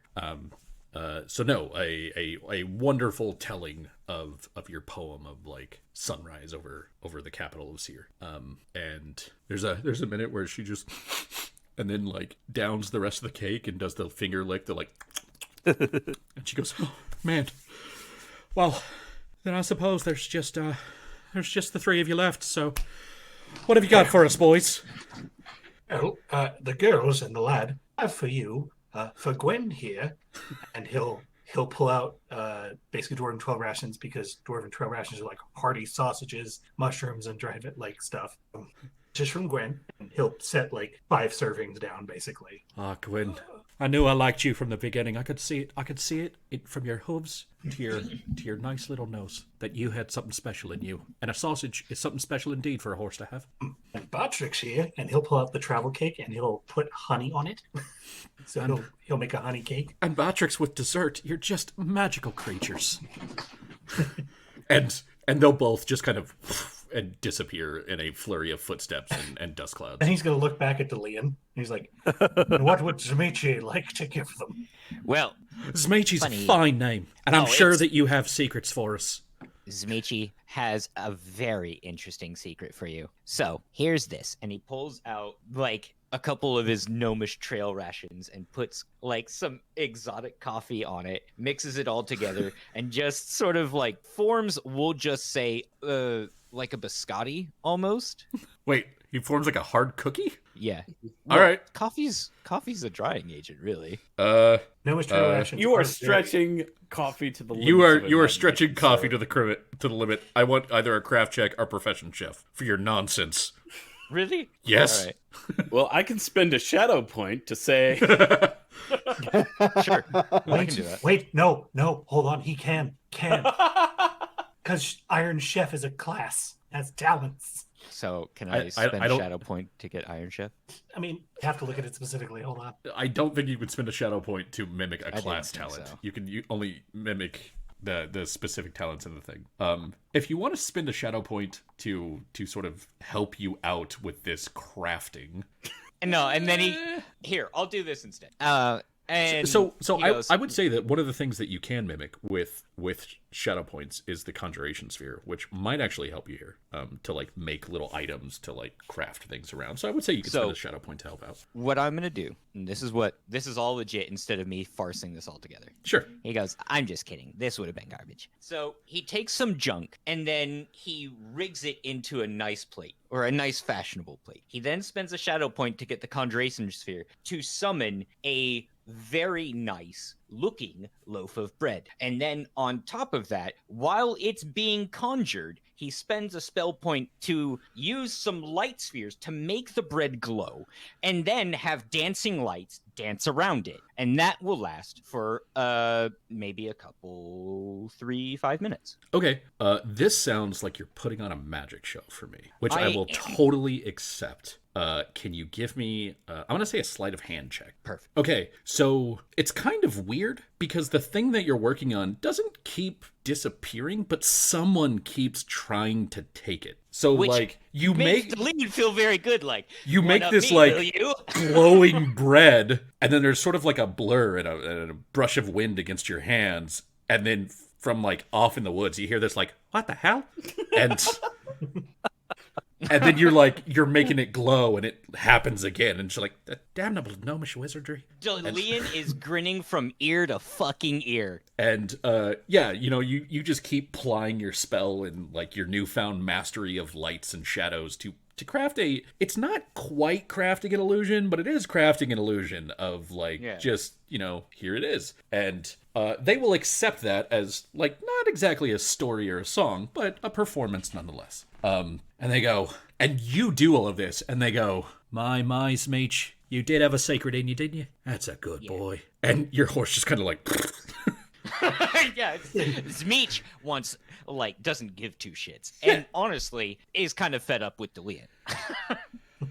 And so they well, you don't see the quicklings, but the satyr will sort of sit back down on the rock and kind of grab her pipes and say, well then, I feel like this has been a pretty wonderful waste of time. Don't know about all of you, but if you ever feel like coming by again, we'd be happy to take what we could from you. All right then, Batrix, Gwyn, off you go now. Watch the rocks. That one. Yeah, watch. And you see that your horses are kind of like tiptoeing around this little rock, and then like they just go, and she sort of waves to you, and she starts playing the pipes again. And yeah, at that, you're back on the road. Yeah, you are coming up on the sort of first night on the road. You haven't really passed any road ends or anything like that. There aren't many that can survive this close to the Margol and actually like last. So anything that you do survive or that you do pass is generally going to be like a farmhouse, and you know that the farmer that owns that house is probably the meanest son of a bitch you've ever met, and there's no reason to bother him. So at this point, somebody has to find you a safe place to rest. Right, Jodo, you want to start looking? Would that be a survival check? That is a survival check. And I believe Dandridge. usually it's Sharut, but I'm not sure. Yes. All right, Sharut. Yeah, you find a a sort of nice place on the northern side of the road where everybody can pull off. It's sort of like you're back to plains, so there's no cover. You know, you can see that 10 to 15 miles to the south of you, there's the mountains, and then to the north of you, it's kind of flat, interspersed with a random copse of trees here and there. Little small kind of micro forests. But you find a place where, you know, like you got some rolling hills and you kind of roll off the road behind one of the hills and you're like, probably a good place to camp over here. And you find a place that other people have apparently thought the same thing about before. And you're able to put in camp. Yeah.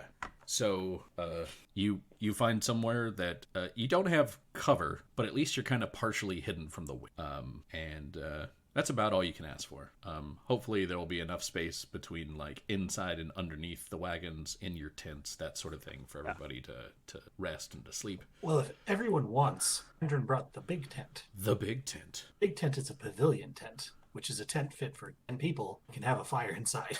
Nice. It takes a while to set up. So it's like it's like a traveling officer's tent, basically. Basically. Nice. Yeah. Those do take a while to set up, and they are. But they're huge.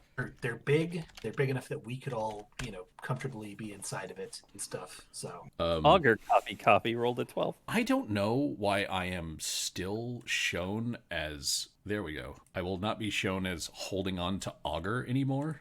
Like that dude was in like Charon a while back. Yeah. All right. Just can't let go.